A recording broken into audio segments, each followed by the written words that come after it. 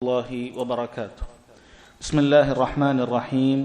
الحمد لله رب العالمين والصلاة والسلام على أشرف الأنبياء والمرسلين نبينا محمد وعلى آله وصحبه أجمعين. أما بعد.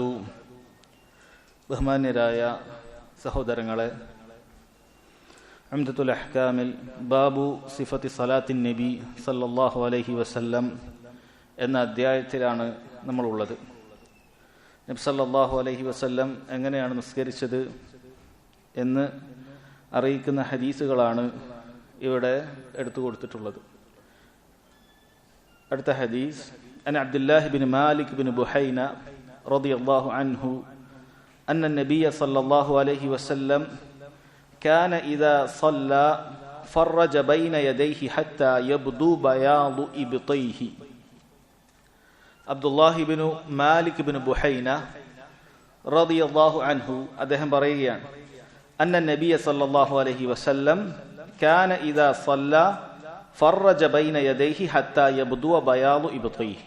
നബി സല്ലല്ലാഹു അലൈഹി വസല്ലം സുജൂദ് ചെയ്താൽ അവിടുന്ന് അവിടുത്തെ രണ്ട് കൈകളും വിടർത്തി വെക്കുമായിരുന്നു.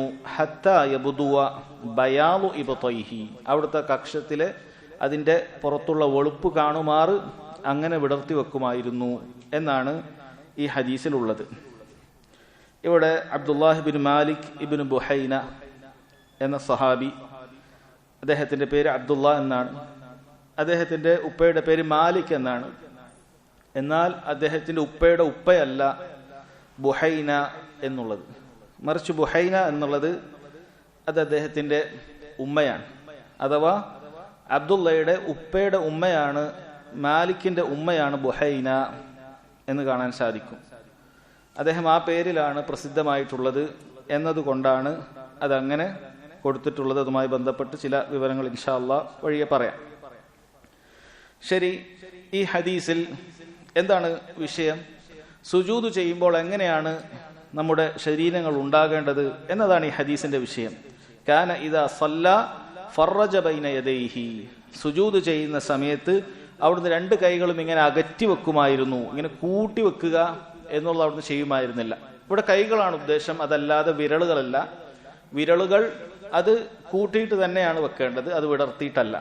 മറിച്ച് ഇവിടെ ഉദ്ദേശം രണ്ട് കൈകളാണ്. ഈ രണ്ട് കൈകളും ചേർത്ത് വെക്കാൻ എന്തായാലും തന്നെ പാടില്ല. കാരണം നമുക്ക് സുജൂദ് ചെയ്യുക എന്നുള്ളത് വളരെ പ്രയാസമാണ്. അതല്ലാത്ത രൂപത്തിൽ ഒരാൾക്ക് വേണമെങ്കിൽ വെച്ച് സുജൂദ് ചെയ്യാം. പക്ഷേ ഏറ്റവും അഫ്ളലായ രൂപം എന്ന് പറയുന്നത് നബി സല്ലല്ലാഹു അലൈഹി വസല്ലം കാണിച്ചു തന്നിട്ടുള്ള ഈ രൂപമാണ്. പരമാവധി കൈകൾ പാർശ്വങ്ങളിൽ നിന്നും അകറ്റിക്കൊണ്ട് വിടർത്തി വെക്കുക എന്നതാണ് ഈ ഹദീസിന്റെ പാഠമുള്ളത്. ഇനി ഹദീസിൽ ഇബ്നു ഉസൈമിൻ റഹിമഹുല്ലാ ചില ഫവായിദ് പറയുന്നുണ്ട്. അതിലൊന്നാമത്തത് നമ്മളിപ്പോൾ പറഞ്ഞ ഈ സുജൂദിന്റെ വിഷയം തന്നെയാണ്. അന്ന സുന്നത ഫി സുജൂദി അൻ യുഫർരിജൽ ഇൻസാനു ബൈന യദൈഹി ഇദാ സജദ് ഹത്താ യബ്ദു ബയാദു ഇബ്തൈഹി. സുജൂദിലെ സുന്നത്ത് എന്നാണ് പറഞ്ഞത്, അതല്ലാതെ സുജൂദ് ശരിയാകാനുള്ള ഒരു മാനദണ്ഡമല്ല ഒരാൾ കൈകൾ വിടർത്തി വെക്കുക എന്നുള്ളത്, മറിച്ച് സുജൂദിന്റെ സുന്നത്താണ്. അത് രണ്ടും നമ്മൾ മനസ്സിലാക്കണം. നമ്മൾ ചില കാര്യങ്ങൾ അത് സുജൂദ് ശരിയാകാനുള്ള കാരണങ്ങൾ പറഞ്ഞിട്ടുണ്ടായിരുന്നു. ഹായിലിന്റെ വിഷയം പറഞ്ഞപ്പോൾ, മറയുടെ വിഷയം പറഞ്ഞപ്പോൾ നമ്മൾ പറഞ്ഞു സുജൂദിന്റെ അവയവങ്ങൾ, ഉദാഹരണത്തിന് തല, അത് മറ്റൊരു അവയവത്തിന് മുകളിലായിക്കൊണ്ട് വെച്ച് സുജൂദ് ചെയ്താൽ സുജൂദ് ശരിയാവുകയില്ല എന്ന് പറഞ്ഞു. രണ്ട് കൈകളും ചേർത്ത് വെച്ചു, അതിലേക്ക് ഒരാൾ മുഖം കുത്തി സുജൂദ് ചെയ്തു, അത് ഭൂമിയിൽ പതിക്കുന്നില്ല എന്ന് നമ്മൾ പറഞ്ഞു സുജൂദ് ശരിയാവുകയില്ല. കാരണം 7 അവയവങ്ങൾ അത് ഭൂമിയിൽ പതിഞ്ഞിട്ടില്ല. അത് സുജൂദിന്റെ സിഹത്തുമായി ബന്ധപ്പെട്ടിട്ടുള്ള കാര്യമാണ്. അതുപോലെ നമ്മൾ പറഞ്ഞിട്ടുണ്ട്, മനഃപൂർവ്വം ഏതെങ്കിലും ഒരു അവയവം ഒരാൾ വെക്കാതിരിക്കുക. 2 കൈ കുത്തുന്നതിന് പകരം ഒരു കൈ മാത്രം കുത്തുക, മനഃപൂർവ്വം. കൈക്കൊരു പ്രശ്നവുമില്ല, ഒരു കുഴപ്പവുമില്ല, ഒരാൾ മനഃപൂർവ്വം അങ്ങനെ ചെയ്യുന്നു. അതല്ലെങ്കിൽ മനഃപൂർവ്വം ഒരു കാല് മാത്രം കുത്തി വെക്കുന്നു. ഇതൊക്കെ സുജൂദിനെ തന്നെ ബാധിക്കുന്ന കാര്യമാണ്. സുജൂദിന്റെ സിഹത്തിനെ ബാധിക്കും. സുജൂദിന്റെ സിഹത്തിനെ ബാധിച്ചാൽ അത് നിസ്കാരത്തെയും ബാധിക്കും. കാരണം സുജൂദ് റുക്കനാണെന്ന് ഈ ഹദീസിനും തെളിവുണ്ട്. ഇൻഷാ അല്ലാഹ് അത് പറയാം. അപ്പോൾ ഇവിടെ പറഞ്ഞു വന്നത്, ഇവിടെ സുജൂദിന്റെ സുന്നത്തുമായി ബന്ധപ്പെട്ടിട്ടുള്ളൊരു കാര്യമാണ് കൈകൾ അകറ്റി വെക്കുക എന്നുള്ളത്. വളരെ അടുത്ത് വെക്കാതെ കൈകൾ അല്പം അകറ്റി വെക്കുക എന്നുള്ളത് സുജൂദിന്റെ സുന്നത്തുമായി ബന്ധപ്പെട്ടതാണ്. ഈ സുന്നത്ത് ഇത് പുരുഷന്മാർക്ക് മാത്രമാണോ അതല്ല സ്ത്രീകൾക്കുമുണ്ടോ? പണ്ഡിതന്മാർക്കിടയിൽ ചില അഭിപ്രായ വ്യത്യാസം കാണാം. ചിലർ പറഞ്ഞു സ്ത്രീകൾ അവർ അസ്ല് ദമ്മാണ്, എല്ലാം ചേർത്ത് വെക്കുക എന്നുള്ളതാണ്. അതാണ് അവരുടെ ഔറത്ത് ഏറ്റവും കൂടുതൽ പൂർണ്ണമായി മറയാൻ നല്ലത് എന്ന് ചില പണ്ഡിതന്മാർ പറഞ്ഞിട്ടുണ്ട്. എന്നാൽ ഷെയ്ഖ് ഇബ്നു ഉസൈമീൻ റഹിമഹുല്ലാഹ് അതുപോലെ മറ്റു പല പണ്ഡിതന്മാരും പറഞ്ഞ അഭിപ്രായം ഇത് സ്ത്രീകൾക്കും പുരുഷന്മാർക്കും ഒരുപോലെ തന്നെയാണ്. സ്ത്രീകൾക്കും പുരുഷന്മാർക്കും ഇത് ഒരുപോലെ തന്നെയാണ്. സ്ത്രീകളെ സംബന്ധിച്ചിടത്തോളം അവർ പൊതുവെ പുരുഷന്മാരുടെ ഇടയിൽ വെച്ച് അന്യപുരുഷന്മാരുടെ ഇടയിൽ വെച്ച് നിസ്കരിക്കാറില്ല. അങ്ങനെ വല്ലപ്പോഴും നിസ്കരിക്കേണ്ടി വരികയാണ് എങ്കിൽ അവർക്ക് ഈ പറഞ്ഞതുപോലെ ഒതുങ്ങിക്കൊണ്ട് നിസ്കരിക്കാം. നമ്മൾ മുമ്പ് പറഞ്ഞിട്ടുണ്ടായിരുന്നു, ഹറമുകളിലൊക്കെ ചില ഏരിയകളിൽ സ്ത്രീകൾ നിസ്കരിക്കുന്നതിന് മുന്നിലൂടെയൊക്കെ പുരുഷന്മാർ കടന്നു പോകാനൊക്കെ സാധ്യതയുണ്ട്. അങ്ങനെയുള്ള സ്ഥലങ്ങൾ വന്നു കഴിഞ്ഞാൽ അവരെ സംബന്ധിച്ചിടത്തോളം നിക്കാബ് അല്ലാത്ത മറ്റ് വസ്ത്രങ്ങൾ കൊണ്ട്, നിക്കാബ് അല്ലാത്ത മുഖം മറക്കുന്ന മറ്റു തുണികൾ കൊണ്ട് അവർക്ക് മുഖം മറക്കാവുന്നതാണ്. അപ്പോൾ വേണമെങ്കിൽ ഈ രൂപത്തിൽ അവർക്ക് ഒതുങ്ങിയ രൂപത്തിൽ സുജൂദ് ചെയ്യാം. അതല്ലാത്ത ഭൂരിഭാഗം സമയങ്ങളിലും സ്ത്രീകളുടെ നിസ്കാരം അന്യപുരുഷന്മാർ കാണാറില്ല. അതുകൊണ്ട് പുരുഷന്മാരെ പോലെ എല്ലാ അഹ്കാമുകളും സ്ത്രീകൾക്കും സുന്നത്താണ്. യഥാർത്ഥത്തിൽ കൂടുതലായിട്ടിത് സ്ത്രീകൾക്കാണ് ഇത് പ്രയോഗവൽക്കരിക്കാൻ സാധിക്കുക എന്നുള്ളതാണ്. അത് പറയാം. കാരണം പുരുഷന്മാരെ സംബന്ധിച്ചിടത്തോളം ജമാഅത്ത് നിസ്കാരത്തിൽ ഇത് പ്രയോഗവൽക്കരിക്കാൻ അല്പം പ്രയാസമുള്ള ഒരു കാര്യമാണ്. കാരണം ജമാഅത്ത് നിസ്കാരത്തിൽ കൈകൾ ഈ പറയുന്ന രൂപത്തിൽ അകറ്റി നിർത്തി കഴിഞ്ഞാൽ സ്വാഭാവികമായും തൊട്ടടുത്തുള്ള വ്യക്തിക്ക് അത് പ്രയാസമാകും. നമ്മൾ ഇടവും വലവും നിൽക്കുന്ന വ്യക്തികളെ സംബന്ധിച്ചിടത്തോളം അവർക്ക് പ്രയാസമാകും. അവർക്ക് ചിലപ്പോൾ സുജൂദ് ചെയ്യാനുള്ള സ്ഥലം തന്നെ കിട്ടുകയില്ല. നമ്മൾ ആ രൂപത്തിൽ കൈകൾ യഥാരൂപത്തിൽ വിടർത്തി കഴിഞ്ഞാൽ തൊട്ടടുത്ത ആളുകൾക്ക് ചിലപ്പോൾ സുജൂദ് ചെയ്യാൻ സാധിക്കുകയില്ല. ചിലപ്പോൾ ചെറിയ കുട്ടിയൊക്കെ ആണെങ്കിൽ അവൻ സാധിക്കും. അതല്ല നമ്മുടെ അതേ ഹൈറ്റിൽ തന്നെ വരുന്ന ഒരാളാണെങ്കിൽ അത് വലിയ പ്രയാസമാകും. അത് പണ്ഡിതന്മാർ പ്രത്യേകം പറഞ്ഞിട്ടുണ്ട്. ഈ സുന്നത്ത് ഇത് ഇമാമിനും ഒറ്റക്ക് നിസ്കരിക്കുന്ന വ്യക്തിക്കും മാത്രമാണ്. ജമാഅത്തായി നിസ്കരിക്കുമ്പോൾ മഅ്മൂമീങ്ങൾ ഇത് ഒരു ഷർത്തുണ്ട്, തൊട്ടടുത്തുള്ള ആളുകൾക്ക് പ്രയാസം ഉണ്ടാക്കുന്നില്ല എന്നത് ഉറപ്പുവരുത്തണം, എങ്കിൽ അവർക്ക് ചെയ്യാം. അതല്ല എങ്കിൽ അവർ ചെയ്യേണ്ടതില്ല എന്നുള്ളതാണ്. കാരണം ഈ ഒരു സുന്നത്ത് എടുക്കുന്നതിന് വേണ്ടിയിട്ട് തൊട്ടടുത്തുള്ള മഅ്മൂമീങ്ങളെ അവരെ ഉപദ്രവിക്കുക എന്നുള്ളത് പാടില്ല. അതെപ്പോഴും നമ്മൾ മനസ്സിലാക്കണം. ഏതൊരു സുന്നത്തും ദീനിലെടുക്കുമ്പോൾ ആ സുന്നത്ത് എടുക്കുക വഴി മറ്റൊരാൾക്ക് വലിയ ഉപദ്രവം ഉണ്ടാകും എന്ന് കണ്ടു കഴിഞ്ഞാൽ ആ സുന്നത്ത് ഒഴിവാക്കേണ്ടതുണ്ട്. ഈ ഫിഖ്ഹ് ചില ആളുകൾക്ക് അതറിയില്ല, ഒരുപാട് ആളുകൾക്ക് ഇത് അറിയില്ല. അവർക്ക് ചിലപ്പോൾ സുന്നത്തിനോടുള്ള താല്പര്യമായിരിക്കും, ചിലപ്പോൾ സുന്നത്തല്ലാത്തൊരു കാര്യമായിരിക്കും, എന്തെങ്കിലും ഖുറാഫത്തൊക്കെ ആയിരിക്കും. എന്നിട്ട് അതിനു വേണ്ടി മത്സരിച്ചിട്ട് ആളുകളെ പ്രയാസപ്പെടുത്തി നമുക്ക് കാണാം. അത് നമുക്ക് ഹജ്ജ് വേളയിൽ അതല്ലെങ്കിൽ ഉംറക്കൊക്കെ പോയാൽ ധാരാളം ഇത് കാണാൻ പറ്റും. ഹജറുൽ അസ്വദ് ചുംബിക്കുക എന്നുള്ളത് കേവലം സുന്നത്തായിട്ടുള്ളൊരു കാര്യമാണ്. ഹജറുൽ അസ്വദ് ചുംബിക്കുക എന്നുള്ളത് ഒരിക്കലും ബറക്കത്ത് എടുക്കലല്ല. ഹജറുൽ അസ്വദിനെ സ്പർശിച്ചാൽ അതിൽ ബറക്കത്ത് ലഭിക്കുകയില്ല. മറിച്ച് അതിലുള്ള ബറക്കത്ത് എന്നുള്ളത് പണ്ഡിതന്മാർ പറഞ്ഞത് നബി സല്ലല്ലാഹു അലൈഹി വസല്ലം സുന്നത്ത് പിൻപറ്റിക്കൊണ്ടുള്ള ബറക്കത്ത് എന്നുള്ളത് മാത്രമാണ്. ഏതൊരു സുന്നത്തും അതിൽ ബറക്കത്തുണ്ട്. സുന്നത്തായ ഒരു കാര്യം നമ്മൾ ചെയ്താൽ അതിൽ ബറക്കത്തുണ്ട്. ആ സുന്നത്ത് മാത്രമാണ് ഹജറുൽ അസ്വദ് ചുംബിച്ചാൽ നമുക്ക് കിട്ടുക. അതല്ലാതെ അതിലുകൊണ്ട് ബറക്കത്തില്ല. ഹജറുൽ അസ്വദ് ചുംബിച്ച കൈ കൊണ്ട് നമ്മൾ എവിടെയെങ്കിലൊക്കെ തൊട്ടാൽ അതുകൊണ്ട് എന്തെങ്കിലും ഗുണമുണ്ടാകുമെന്ന് പ്രതീക്ഷിക്കാൻ പാടില്ല. ഇബ്നു ഉമർ ബിൻ ഖത്താബ് റളിയല്ലാഹു അൻഹു അത് വളരെ വ്യക്തമായിട്ട് തന്നെ മറ്റു സഹാബികളും താബീങ്ങളൊക്കെ മനസ്സിലാകുന്നതിന് വേണ്ടി വ്യക്തമായി അദ്ദേഹം പറഞ്ഞിട്ടുണ്ട്. നബി സല്ലല്ലാഹു അലൈഹി വസല്ലം ചുംബിക്കുന്നത് കണ്ടില്ലായിരുന്നെങ്കിൽ കല്ലേ ഞാൻ നിന്നെ ചുംബിക്കുമായിരുന്നില്ല, കാരണം നീ ഒരു ഉപകാരമോ ഉപദ്രവമോ ചെയ്യുകയില്ല എന്ന് ഉമർ ബിൻ ഖത്താബ് റളിയല്ലാഹു അൻഹു ഉച്ചത്തിൽ പറഞ്ഞിട്ടുണ്ട്. അത് കല്ല് കേൾക്കുമെന്നുള്ളത് കൊണ്ടല്ല, മറിച്ച് ഇത് ആളുകൾക്ക് മനസ്സിലാകുന്നതിന് വേണ്ടിയിട്ടാണ്. അപ്പോൾ പറഞ്ഞു വന്നത്, ആ കല്ലിനെ ചുംബിക്കുക എന്നുള്ള കാര്യത്തിന് വേണ്ടി ഒരുപാട് മുസ്ലിമീങ്ങൾ ഉപദ്രവിച്ച് പ്രയാസപ്പെടുത്തിയിട്ട് ചുംബിക്കുന്നത് നമുക്ക് കാണാൻ സാധിക്കും.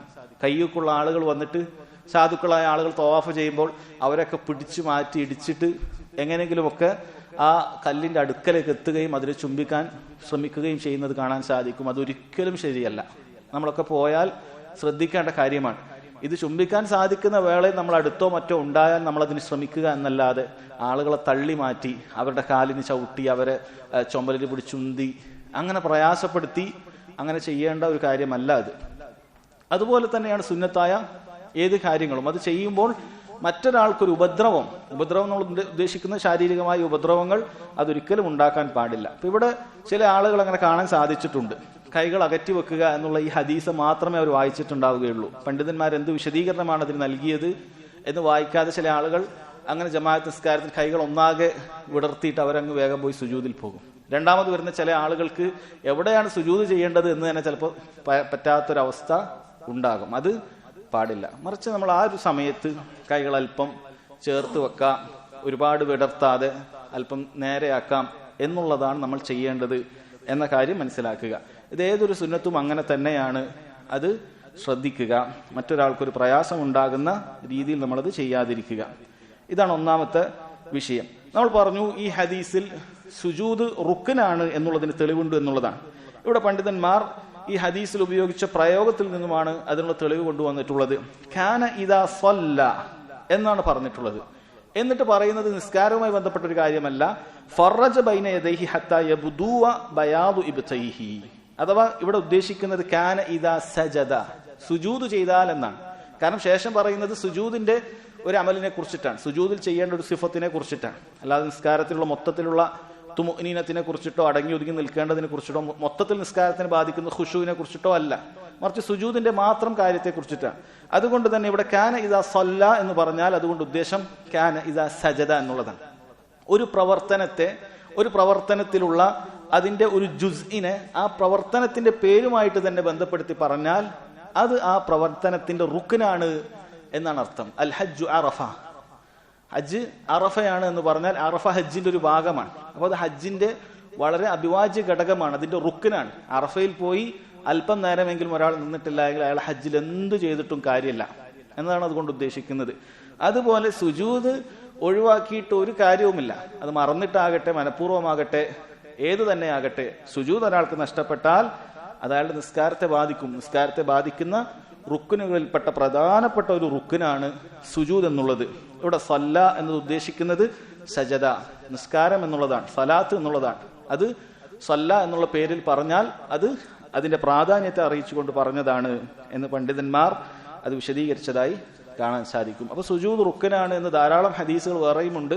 ഈ ഹദീസും അതിൽപ്പെട്ടതാണ്. രണ്ടാമത്തെ ഒരു ഫായിദ ശൈഖ് ഇബ്നു ഉസൈമീൻ റഹിമഹുല്ലാ പറയുന്നു, ജവാദുൻ നദ്രി ഇലൽ ഇമാം അല്ലദി യുതഅല്ലമു മിൻഹു കൈഫിയത്തുസ് സലാ. നമുക്ക് നിസ്കാരം നന്നായി സുന്നത്ത് അറിയാം എന്ന് മനസ്സിലാക്കുന്ന ഒരു ഇമാമുണ്ട് എന്ന് കരുതുക. എങ്കിൽ അങ്ങനെ ഒരു ഇമാം നമുക്ക് വന്നു, നല്ലൊരു പണ്ഡിതനാണ്. നമ്മളിപ്പോൾ ഇവിടെ ക്ലാസ് എടുക്കാൻ ഒരു പണ്ഡിതൻ വന്നു എന്ന് വിചാരിക്കുക. അങ്ങനെ ഒരു പണ്ഡിതൻ വന്നു, അദ്ദേഹം ഫിഖ്ഹിലൊക്കെ പഠിച്ച നല്ല അറിവുള്ള സുന്നത്തിനോട് അറിയുന്ന ഹദീസുകൾ അറിയുന്ന ആളാണ്. അദ്ദേഹം ഇമാമായിട്ട് നമുക്ക് നിൽക്കുന്നു എന്ന് കരുതുക. വേണമെങ്കിൽ മുന്നിലുള്ള ആളുകൾക്ക് ആ ഇമാമിനെ നോക്കാം. സുജൂദിൽ നോക്കുക എന്നുള്ളതാണ് ഏറ്റവും ശരിയായിട്ടുള്ള സുന്നത്തായിട്ടുള്ള കാര്യം. പക്ഷേ ഇത്തരം ഘട്ടങ്ങളിൽ ആ ഇമാമിനെ നോക്കാം. ഇമാം എങ്ങനെയാണ് റുക്കൂയിലേക്ക് പോയത്, എങ്ങനെയാണ് സുജൂദിലേക്ക് പോയത്, അദ്ദേഹം അതുമായി ബന്ധപ്പെട്ട് ചെയ്യുന്ന കാര്യങ്ങൾ എന്തൊക്കെയാണ് എന്ന് നോക്കാം. അദ്ദേഹം സുജൂദിൽ പോയപ്പോൾ കൈകൾ എങ്ങനെ വെച്ചു, അതൊക്കെ നമുക്ക് കൃത്യമായി വേണമെങ്കിൽ നോക്കാം. കാരണം ഇവിടെ അബ്ദുല്ലാഹിബ്നു മാലിക് ബിൻ ബുഹൈന റളിയല്ലാഹു അൻഹു അദ്ദേഹം അങ്ങനെ നോക്കിയത് കൊണ്ടാണ് നബി സല്ലല്ലാഹു അലൈഹി വസല്ലമയെ ഇത് കാണാൻ പറ്റിയത്. അതുകൊണ്ട് പണ്ഡിതന്മാർ അത് പറഞ്ഞിട്ടുള്ളതാണ്. ഇമാമിന്റെ അനക്കങ്ങൾ അഥവാ ആവശ്യമുണ്ടെങ്കിലാണ്, എപ്പോഴും ഇങ്ങനെ നോക്കി നിൽക്കണമെന്നല്ല, മറിച്ച് ഇതുപോലെ ഇത് നബി സല്ലല്ലാഹു അലൈഹി വസല്ലമയിൽ നിന്നാണ് അദ്ദേഹം പഠിക്കുന്നത്. അതുപോലെ സുന്നത്ത് നന്നായി അറിയുന്ന ആരെങ്കിലും ഒക്കെ ഇമാമത്ത് നിൽക്കുകയാണെങ്കിൽ നമുക്ക് ആവശ്യമുണ്ടെങ്കിൽ, അല്ലെ, ഇതൊക്കെ എപ്പോഴെങ്കിലും ആവശ്യം ഉണ്ടാവും. ഒരിക്കൽ പഠിച്ചു കഴിഞ്ഞാൽ പിന്നീട് എപ്പോഴും നോക്കേണ്ട ആവശ്യമില്ല. അങ്ങനെയാണ് എങ്കിൽ ഇമാമിനെ നോക്കാം. കാരണം അങ്ങനെ നോക്കുന്നതിൽ അതിൻ്റെതായ മസ്ലഹത്തുകൾ ഉണ്ട് എന്നുള്ളതാണ്. ഇനി ആരെങ്കിലും അദ്ദേഹം ഇബ്നു ഉസൈമീൻ റഹിമഹുല്ലാഹ് പറയാണ്, ആരെങ്കിലും പറയാണ് ഇത് അദ്ദേഹം നിസ്കാരത്തിന് പുറത്തുനിന്ന് നോക്കിയതാണെങ്കിലോ എന്ന് പറയുകയാണെങ്കിൽ അദ്ദേഹം പറയുന്നു ഈ ഹദീസിന്റെ ഒരു ലഫ്ളിൽ നിന്ന് തന്നെ അതങ്ങനെയല്ല എന്ന് മനസ്സിലാക്കാം. കാരണം അദ്ദേഹം ഉപയോഗിച്ചത് കാന ഇദാ സല്ല എന്നാണ്. അവിടുന്ന് സുജൂദ് ചെയ്താൽ അവിടെ കാന കൊണ്ട് ഉദ്ദേശിക്കുന്നത് പതിവായി ചെയ്യുക എന്നുള്ളതാണ്, അഥവാ എപ്പോഴും അങ്ങനെയായിരുന്നു എന്നുള്ളതാണ്. അപ്പോൾ എപ്പോഴും അബ്ദുല്ലാഹിബ്നു മാലിക് ബിൻ ബുഹൈന വരികയും സല്ലല്ലാഹു അലൈഹി വസല്ലം സുജൂദിലാവുകയും അദ്ദേഹം പുറത്തായിരിക്കുകയും ചെയ്യുക എന്നുള്ളത് അത് വിദൂരമായ കാര്യമാണ്. മറിച്ച് അദ്ദേഹം അത് നിസ്കാരത്തിൽ തന്നെ നോക്കിയതാണ് എന്നതാണ് അദ്ദേഹം പറയുന്നത്. അതുകൊണ്ട് ആവശ്യമുണ്ട് എങ്കിൽ അങ്ങനെ നോക്കാം, ഇമാമിനെ ആ രൂപത്തിൽ നോക്കാം. വേറെയും ധാരാളം ഹദീസുകൾ കാണാൻ സാധിക്കും. നബി സല്ലല്ലാഹു അലൈഹി വസല്ലം ളുഹർ അസർ പോലെയുള്ള ഉച്ചത്തിൽ ഓതാത്ത നിസ്കാരങ്ങളിൽ എത്ര ആയത്താണ് ഓതിയത് എന്നുള്ളത് സഹാബത്തിൽ പലരും അവിടുത്തെ താടി അനങ്ങുന്നത് കണ്ടിട്ടാണ് മനസ്സിലാക്കിയിരുന്നത്. താടി അനങ്ങുന്നത് കണ്ടിരുന്നു, അഥവാ അവർ നേരെ നോക്കിയിരുന്നു എന്നർത്ഥം. അതുകൊണ്ട് മറ്റു ശുഗലുകളൊന്നും ഇല്ല എങ്കിൽ, ഖുശൂവിനെ ബാധിക്കുന്ന മറ്റു കാര്യങ്ങളില്ല എങ്കിൽ നേരെ നോക്കുന്നതിൽ തെറ്റില്ല എന്ന് പണ്ഡിതന്മാർ പറഞ്ഞിട്ടുണ്ട്. പക്ഷെ മസ്ജിദുൽ ഹറം പോലെയുള്ള മുമ്പിൽ തവാഫും അതുപോലെ ആളുകൾ അനക്കവും ഒക്കെ നടക്കുന്ന സ്ഥലങ്ങളിലാണ് എങ്കിൽ ഏറ്റവും നല്ലത്, ഏറ്റവും അഫ്ളലായിട്ടുള്ളത് സുജൂദിന്റെ മൗദിഇൽ തന്നെ, സുജൂദിന്റെ ഭാഗത്ത് തന്നെ നോക്കുക എന്നുള്ളതാണ്. അതല്ലാത്ത മറ്റു സ്ഥലങ്ങളിലേക്ക് നോക്കുക എന്നുള്ളത് ചിലത് കറാഹത്താണ്, ചിലത് ഹറാമാണ്. നേരെ മുകളിലേക്ക് നോക്കുക എന്നുള്ളത് പണ്ഡിതന്മാരിൽ പലരും അത് ഹറാമാണെന്ന് പറഞ്ഞിട്ടുണ്ട്. കാരണം നബി സല്ലല്ലാഹു അലൈഹി വസല്ലം ആ രൂപത്തിലാണ് താക്കീത് പറഞ്ഞത്. ആരെങ്കിലും ആകാശത്തേക്ക് നോക്കുന്നത് ഒഴിവാക്കിയിട്ടില്ലെങ്കിൽ അവന്റെ കണ്ണ് റാഞ്ചിയെടുക്കുമാറാകട്ടെ എന്ന് പറഞ്ഞതായി കാണാൻ സാധിക്കും. അതിന്റെ അടിസ്ഥാനത്തിൽ ചില പണ്ഡിതന്മാർ അത് ഹറാമാണ്, മുകളിലേക്ക് നേരെ നോക്കുക എന്നുള്ളത് ഹറാമാണെന്ന് പറഞ്ഞിട്ടുണ്ട്. അതുപോലെ അടവും വലവും ഒക്കെ വെറുതെ തിരിഞ്ഞും മറിഞ്ഞും നോക്കുന്നത് അത് പിശാച് നിങ്ങളുടെ നിസ്കാരത്തിൽ നിന്നും തട്ടിയെടുക്കുന്ന ഓഹരിയാണ് എന്ന് നബി സല്ലല്ലാഹു അലൈഹി വസല്ലം അറിയിച്ചിട്ടുണ്ട്. അത് കുട്ടികൾ പ്രത്യേകം ശ്രദ്ധിക്കണം. പല ചെറിയ കുട്ടികളും നിസ്കാരത്തിൽ നമ്മളത് കാണുന്നുണ്ട്, അങ്ങോട്ടും ഇങ്ങോട്ടൊക്കെ തിരിഞ്ഞും മറിഞ്ഞും ചൊറിഞ്ഞും. അങ്ങനെ ചെയ്യരുത്. അനക്കവുമായി ബന്ധപ്പെട്ട ഹദീസ് ഇൻഷാ അല്ലാഹ് വരുന്നുണ്ട്, അവിടെ പറയാം. അതുകൊണ്ട് നോട്ടം അത് ഈ രൂപത്തിൽ മാത്രമേ പറ്റുകയുള്ളൂ, അതല്ലാത്ത സ്ഥലത്തേക്ക് പറ്റുകയില്ല. മൂന്നാമത്തെ ഫായിദ അന്നഹു കുല്ലമ തസഅൽ ഇൻസാനു ഫി സുജൂദി ഫഹുവ അഫ്ളൽ. സുജൂദിനെ എത്രമാത്രം വിശാലമാക്കാൻ പറ്റുമോ അത് അഫ്ളലാണ്. ലിത്തിസാഇ മൗദിഇഹി, കാരണം കൂടുതൽ സ്ഥലം നമുക്ക് സുജൂദിന് വേണ്ടി കിട്ടും. നമ്മൾ കൈയൊക്കെ വെക്കുമ്പോൾ ആ മൊത്തം സ്ഥലം നമ്മൾ സുജൂദ് ചെയ്തതായി വരും. ഇബ്നു ഉസൈമീൻ റഹിമഹുല്ലാഹ് പറയുന്നത്, കാരണം ഖിയാമത്ത് നാളിൽ നമ്മൾ എവിടെയൊക്കെയാണോ സുജൂദ് ചെയ്തിട്ടുള്ളത് ആ സ്ഥലങ്ങൾ നമുക്ക് വേണ്ടി സാക്ഷി പറയുമെന്നാണ്. നമ്മൾ കൂടുതൽ സ്ഥലത്തേക്ക് സുജൂദ് ചെയ്താൽ അത്രയും ഭാഗം നമുക്ക് വേണ്ടി സാക്ഷി പറയും. അപ്പൊ അങ്ങനെ ഒരു ഫായിദ കൂടി സുജൂദ് വിശാലമാക്കി ചെയ്യുന്നത്, അഥവാ ശറഇൽ പറഞ്ഞ രൂപത്തിൽ, അതല്ലാത്ത രൂപത്തിൽ ചെയ്യാൻ പാടില്ല എന്നുള്ള ഹദീസുകൾ ഇൻഷാ അല്ലാഹ് വരുന്നുണ്ട്. ആ രൂപത്തിൽ ചെയ്യുക എന്നുള്ളത് അതിന് ഫായിദയുണ്ട് എന്ന് പറഞ്ഞതായി കാണാൻ സാധിക്കും. എന്നാൽ നമ്മൾ ജമാഅത്ത് നിസ്കാരത്തിന്റെ കാര്യം അത് പറഞ്ഞതാണ്. അടുത്ത ഹദീസ് وعن أبي مسلمة سعيد بن يزيد الأزدي قال سألت أنس بن مالك رضي الله عنه أكان النبي صلى الله عليه وسلم يصلي في نعليه قال نعم. Abu Maslama Saeed bin Yazid al Azdi അദ്ദേഹം അനസ് ബിൻ മാലിക്, സഹാബിയായ അനസ് ബിൻ മാലിക് റളിയല്ലാഹു അൻഹുവിനോട് ഒരു ചോദ്യം ചോദിച്ചു. അകാന നബി സല്ലല്ലാഹു അലൈഹി വസല്ലം യുസല്ലി ഫി നഅലൈഹി, നബി സല്ലല്ലാഹു അലൈഹി വസല്ലം നിസ്കാരത്തിൽ ചെരുപ്പിട്ട് നിസ്കരിക്കാറുണ്ടോ? നബി സല്ലല്ലാഹു അലൈഹി വസല്ലം ചെരുപ്പ് ധരിച്ചുകൊണ്ട് നിസ്കരിക്കാറുണ്ടായിരുന്നോ എന്ന് ചോദിച്ചു. ഖാല നഅം, അദ്ദേഹം പറഞ്ഞു അതെ. അഥവാ നബി സല്ലല്ലാഹു അലൈഹി വസല്ലം ചെരുപ്പ് ധരിച്ച് നിസ്കരിക്കാറുണ്ടായിരുന്നു എന്നുള്ളതാണ്. സഹാബത്തിന്റെ കാര്യം നമ്മൾ താബിഈങ്ങളുടെ കാര്യമൊക്കെ മുമ്പ് പറഞ്ഞതാണ്. അവർ ഓരോ കാര്യവും ഇങ്ങനെ സൂക്ഷ്മമായി ചോദിക്കാറുണ്ട്. ഇബ്നു ഉസൈമീൻ റഹിമഹുല്ലാഹ് പറയുന്നത് പോലെ ഒരുപക്ഷെ അവർ തമ്മിൽ, രണ്ട് താബിഈങ്ങൾ തമ്മിലോ അല്ലെങ്കിൽ ആരെങ്കിലും തമ്മിൽ വല്ല ചർച്ചയും ഉണ്ടായിട്ടുണ്ടാവണം. കാരണം അതുകൊണ്ടാണ് ഇങ്ങനെ ഒരു ചോദ്യം വന്നത്. ചെരുപ്പിടാറുണ്ടായിരുന്നു, അല്ല ഉണ്ടായിരുന്നില്ല എന്ന് വല്ല ചർച്ചയും ഉണ്ടായി കാണണം.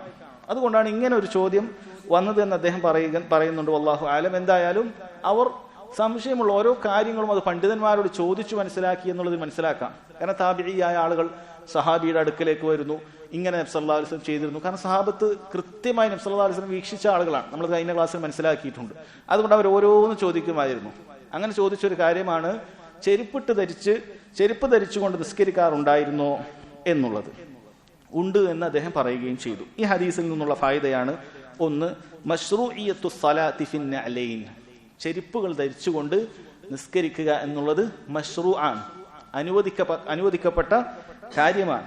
നബി സല്ലല്ലാഹു അലൈഹി വസല്ലം അങ്ങനെ ചെയ്തിട്ടുണ്ട് എന്ന് ഈ ഹദീസിൽ വ്യക്തമായിട്ടുണ്ട്. അതുകൊണ്ട് അത് അനുവദനീയമായ, ചെരുപ്പിട്ട് ധരിക്കുക എന്നുള്ളത് അനുവദനീയമായ കാര്യമാണ്. രണ്ടാമത്തെ കാര്യം, ഇവിടെ അനസ് ബിൻ മാലിക് റളിയല്ലാഹു അൻഹു കേവലം നഅം എന്നേ പറഞ്ഞിട്ടുള്ളൂ. ഇതിലൊരു ഫായിദ പണ്ഡിതന്മാർ പറഞ്ഞിട്ടുണ്ട്. ഒരു കാര്യം ഒരാൾ ഇന്ന നീട്ടി പറഞ്ഞു, നമ്മളത് അതേന്ന് പറയുമ്പോൾ അത് ശ്രദ്ധിക്കണം. കാരണം അയാൾ പറയുന്ന കാര്യം മുഴുവൻ ഞാൻ അംഗീകരിച്ചു എന്നുള്ളതാണ് അതേ എന്നുള്ള വാക്കുകൊണ്ട് ഉദ്ദേശിക്കുന്നത്. എന്നിട്ട് അദ്ദേഹം ഒരു ഉദാഹരണം കൊടുക്കുന്ന, ഒരാൾ ചോദിക്കുകയാണ്, അത്വല്ലത്ത സൗജതഹ, നീ നിന്റെ ഭാര്യയെ ത്വലാഖ് ചെയ്തോ എന്ന് ഖാദി കോടതിയിൽ ചോദിച്ചു എന്ന് വിചാരിക്കുക. ഇയാളെ സംബന്ധിച്ചിടത്തോളം നഅം എന്ന് പറഞ്ഞാൽ അതിന് ഹുക്മു സരീഹ് ഉണ്ട്. നീ നേർക്ക് നേരെ ത്വല്ലത്തു സൗജതി, ഞാൻ എന്റെ ഭാര്യയെ ത്വലാഖ് ചെയ്തു എന്ന് പറഞ്ഞതിന് ഹുക്കുമുണ്ട് എന്നുള്ളതാണ്. ഒരാൾ അങ്ങനെ പറഞ്ഞു കഴിഞ്ഞാൽ ആ വാക്കിന്റെ ഗൗരവം നമ്മൾ അറിയണം. അത് ഒരാൾ വെറുതെ തമാശക്ക് പറഞ്ഞാൽ പോലും അത് ത്വലാഖ് സംഭവിക്കുമെന്നുള്ളതാണ്. ത്വലാഖിന്റെ വാക്ക് പറയുക എന്നുള്ളത് തമാശക്ക് പോലും പറയാൻ പാടില്ല. സ്വരീഹായ വാക്ക്, ത്വലാഖ് എന്ന വാക്ക് വരുന്നത് അങ്ങനെ പറയാൻ പാടില്ല. എന്നാൽ അതല്ലാത്ത, ഞാൻ നിന്നെ ഒഴിവാക്കിയിരിക്കുന്നു, നീ വീട്ടിൽ പോയിക്കോളൂ, ഇനി നിന്റെ കാര്യം തീർത്തിരിക്കുന്നു, ഇങ്ങനെയുള്ള സംസാരമാണ് പറഞ്ഞത് എങ്കിൽ അതിന് നിയ്യത്ത് കൂടി ആവശ്യമുണ്ട്. പറയുന്ന ആളുടെ നിയ്യത്ത് കൂടി പരിഗണിക്കും. ഖാദി ചോദിക്കും, നീ ഇങ്ങനെ നിയ്യത്താക്കിയിരുന്നോ? കാരണം അള്ളാഹുവിനെ പേടിക്കുന്ന ആളത് പറയണം. വെറുതെ തലാഖ് ആയിട്ടില്ല എന്ന് പറയാൻ ഇല്ല എന്ന് പറഞ്ഞാൽ അള്ളാഹു താല അത് രേഖപ്പെടുത്തുന്നുണ്ട്, പിന്നീടുള്ള ബന്ധം ശരിയാവുകയില്ല. അപ്പൊ അങ്ങനെ ഒരു വിഷയമുണ്ട്. അപ്പൊ ഇവിടെ സ്വരീഹായ പറഞ്ഞതിന്റെ ഹുക്കുമ് കിട്ടുമെന്നാണ് നഅം എന്ന് പറഞ്ഞാൽ. അതുകൊണ്ട് അത് ശ്രദ്ധിക്കണം. അങ്ങനെ ആകുമ്പോൾ നഅം എന്ന് പറഞ്ഞാൽ അങ്ങനെ ശ്രദ്ധിക്കണം. അതേ എന്ന് പറഞ്ഞാൽ ഞാൻ ആ പ്രവർത്തിച്ച ആ വാക്ക് ഏറ്റു പറഞ്ഞു എന്നതിന്റെ താല്പര്യമാണ് അതിനുള്ളത്. അല്ലാതെ കേവലം ഞാൻ അതേന്നേ പറഞ്ഞിട്ടുള്ളൂ, ഞാനേ പറഞ്ഞിട്ടുള്ളൂ എന്ന് വിചാരിക്കാൻ പാടില്ല. അതുകൊണ്ട് ഗൗരവമുള്ള കാര്യമാണ് എങ്കിൽ അതേ എന്ന് പറയുന്നത് അത് ശ്രദ്ധിക്കണം. കാരണം ആ പറഞ്ഞ കാര്യം ഞാൻ അംഗീകരിക്കുന്നു എന്നതാണ് അതുകൊണ്ട് ഉദ്ദേശിക്കുന്നത്. ഇനി ഇവിടെ വന്നു നബി സല്ലല്ലാഹു അലൈഹി വസല്ലം ഈ നിസ്കാരം ചെരുപ്പ് ഇട്ടുകൊണ്ട് നിസ്കരിച്ചു എന്ന് ഈ ഹദീസിൽ നിന്ന് കിട്ടുന്നുണ്ട്. എന്നാൽ അത് നമ്മോട് പ്രത്യേകമായി കൽപ്പിക്കപ്പെട്ടതോ അങ്ങനെ സുന്നത്താക്കപ്പെട്ടതോ കാര്യമായ ഒരു കാര്യമാണോ? അതല്ല ഒരു ആദിയായ നബി സല്ലല്ലാഹു അലൈഹി വസല്ലം സാധാരണ രൂപത്തിൽ ഓരോ വസ്ത്രം ധരിക്കാറുണ്ട്, അതേപോലെ അങ്ങനെ ഒരു ചെരുപ്പിട്ട് നിസ്കരിച്ചതാണോ എന്ന വിഷയമായി ബന്ധപ്പെട്ടാൽ ഒരു ചോദ്യം ചോദിച്ചാൽ അതിനുള്ള ഉത്തരം ഇത് സുന്നത്തായ കാര്യം ആണ് എന്ന് തന്നെയാണ്. കാരണം കേവലം ഈ ഒരു ഹദീസ് മാത്രമല്ല ഇതിനുള്ളത്. ഇമാം ബുഖാരി മുസ്ലിമും ഉദ്ധരിച്ച ഹദീസ് ഇതാണെങ്കിലും മറ്റ് കിതാബുകളിൽ അബൂദാവൂദിന്റെ സുനനിലും അതുപോലെയുള്ള മറ്റു പല ഗ്രന്ഥങ്ങളിലും നബി സല്ലല്ലാഹു അലൈഹി വസല്ലം ചെരുപ്പിട്ട് നിസ്കരിക്കാൻ പ്രോത്സാഹിപ്പിച്ച് ഹദീസുകൾ വന്നിട്ടുണ്ട്. അവിടുന്ന് പറഞ്ഞു, ഖാലിഫുൽ യഹൂദ്, നിങ്ങൾ യഹൂദികളോട് എതിരാകണം. ഫഇന്നഹും ലാ യുസല്ലൂന ഫീ നിആലിഹിം വലാ ഖിഫാഹിഫിഹിം, അവർ അവരുടെ ഹുഫകളിലോ അതല്ലെങ്കിൽ ചെരുപ്പുകളിലോ അവർ നിസ്കരിക്കാറുണ്ടായിരുന്നില്ല. നിസ്കരിക്കാൻ നിന്ന് കഴിഞ്ഞാൽ അത് ഊരി മാറ്റിയിട്ട് മാത്രമേ അവർ നിസ്കരിക്കാറുണ്ടായിരുന്നുള്ളൂ എന്നുള്ളതാണ്. ഇബ്നു ഉസൈമിൻ റഹിമഹുല്ലാഹ് അദ്ദേഹം പറയുന്നുണ്ട്, ഒരു പക്ഷേ യഹൂദികൾ അങ്ങനെ നിസ്കാര സ്ഥലത്തൊക്കെ ചെരുപ്പൂരാൻ ഒരു പക്ഷേ മൂസ അലൈഹി സ്വലാമയോട് മുമ്പ് തൂരി സീനയിൽ പ്രവേശിക്കുന്നതിന് മുമ്പ് അള്ളാഹു തആല ചെരുപ്പ് അയക്കാൻ പറഞ്ഞത് ഖുർആനിൽ തന്നെ നമുക്ക് പറഞ്ഞു തന്നിട്ടുള്ള കാര്യമാണ്. ഫഖ്ലഅൻ അലൈക, മൂസയോട് പറഞ്ഞു, മൂസ നീ നിന്റെ ചെരുപ്പ് രണ്ടും അയക്കണം. ഇന്നക ബിൽ വാദിൽ മുഖദ്ദസി തുവ, കാരണം നീ വളരെ മുഖദ്ദസായ വളരെ പരിശുദ്ധമായ ഒരു താഴ്വരയിലാണ് താങ്കൾ ഉള്ളത് എന്ന് മൂസ അലൈഹി സ്വലാമോട് പറഞ്ഞിട്ടുണ്ട്. ഇബ്നു ഉസൈമീൻ ഒരു ഊഹം പറയുകയാണ്, അഥവാ പണ്ഡിതന്മാർ അങ്ങനെ കൃത്യമായി പറയാറുണ്ട്, ഒരു പക്ഷേ അത് കാരണത്താലായിരിക്കാം യഹൂദികൾ അങ്ങനെ ചെയ്യാറില്ല. കാരണം മസ്ജിദ് എന്ന് പറയുന്നത് മുഖദ്ദസാണ്. അദ്ദേഹം പറയുന്നത് നബി സല്ലല്ലാഹു അലൈഹി വസല്ലമയുടെ ചെരുപ്പ് ധരിക്കണം എന്ന് പറഞ്ഞ ഹദീസുകൾ വന്നിട്ടില്ല എങ്കിൽ ഖുർആനിൽ നിന്നും നമുക്കിത് ഖിയാസാക്കിയെടുത്ത് തീരെ പാടില്ല എന്ന് തന്നെ പറയേണ്ടിയിരുന്നു. കാരണം വേറെ തെളിവില്ല എങ്കിൽ നമുക്ക് മുമ്പിലുള്ള ശറഇലുള്ള കാര്യം അതാണ്, പരിശുദ്ധമാക്കപ്പെട്ട സ്ഥലത്ത് കയറുമ്പോൾ ചെരുപ്പ് ധരിക്കാൻ പാടില്ല എന്നുള്ളതാണ്. യഥാർത്ഥത്തിൽ ഇന്ന് പല സാധാരണക്കാരായ മുസ്ലിമീങ്ങളും അങ്ങനെ തന്നെയാണ് ധരിച്ചിരിക്കുന്നത്. അവർക്ക് ഈ ഹദീസുകൾ പറഞ്ഞു കൊടുക്കേണ്ടതിന്റെ പ്രാധാന്യമുണ്ട്. അവർ ചെരുപ്പിട്ട് നിസ്കരിച്ചാലും ശരി ഇല്ലെങ്കിലും ശരി സുന്നത്തിൽ ഇങ്ങനെയുള്ള ഒരു കാര്യം അവർ അറിയേണ്ടതുണ്ട്. കാരണം പലരും ധരിച്ചിരിക്കുന്നത് ചെരുപ്പിട്ട് നിസ്കരിക്കുക എന്ന് പറഞ്ഞാൽ എന്തോ ഒരു അദബ് കേടാണ് എന്നാണ്. സുന്നത്തിലുള്ള കാര്യത്തിനെ അവർ തെറ്റിദ്ധരിച്ചിരിക്കുന്നു. ചെരുപ്പിട്ടുകൊണ്ട് ഒരാൾ നിസ്കരിക്കുക എന്നുള്ളത് എന്തോ വലിയ അബദ്ധമാണ്, അങ്ങനെ ചെയ്യാൻ പാടില്ല. അതുകൊണ്ടാണ് ചില ആളുകൾ അങ്ങനെ ആരെങ്കിലും ഒക്കെ ചെയ്യുന്നത് കണ്ടാൽ വലിയ എന്താണ് ഈ ചെയ്യുന്നത് എന്നുള്ള രൂപത്തിലായിരിക്കും. അഥവാ അവർക്ക് സുന്നത്ത് പലതും അറിയില്ല, എന്നാൽ ബിദ്അത്തിനെ പലതും അവർ സുന്നത്തായിട്ട് കാണുകയും ചെയ്യുന്നു, പഠിക്കാത്തത് കൊണ്ടാണ്.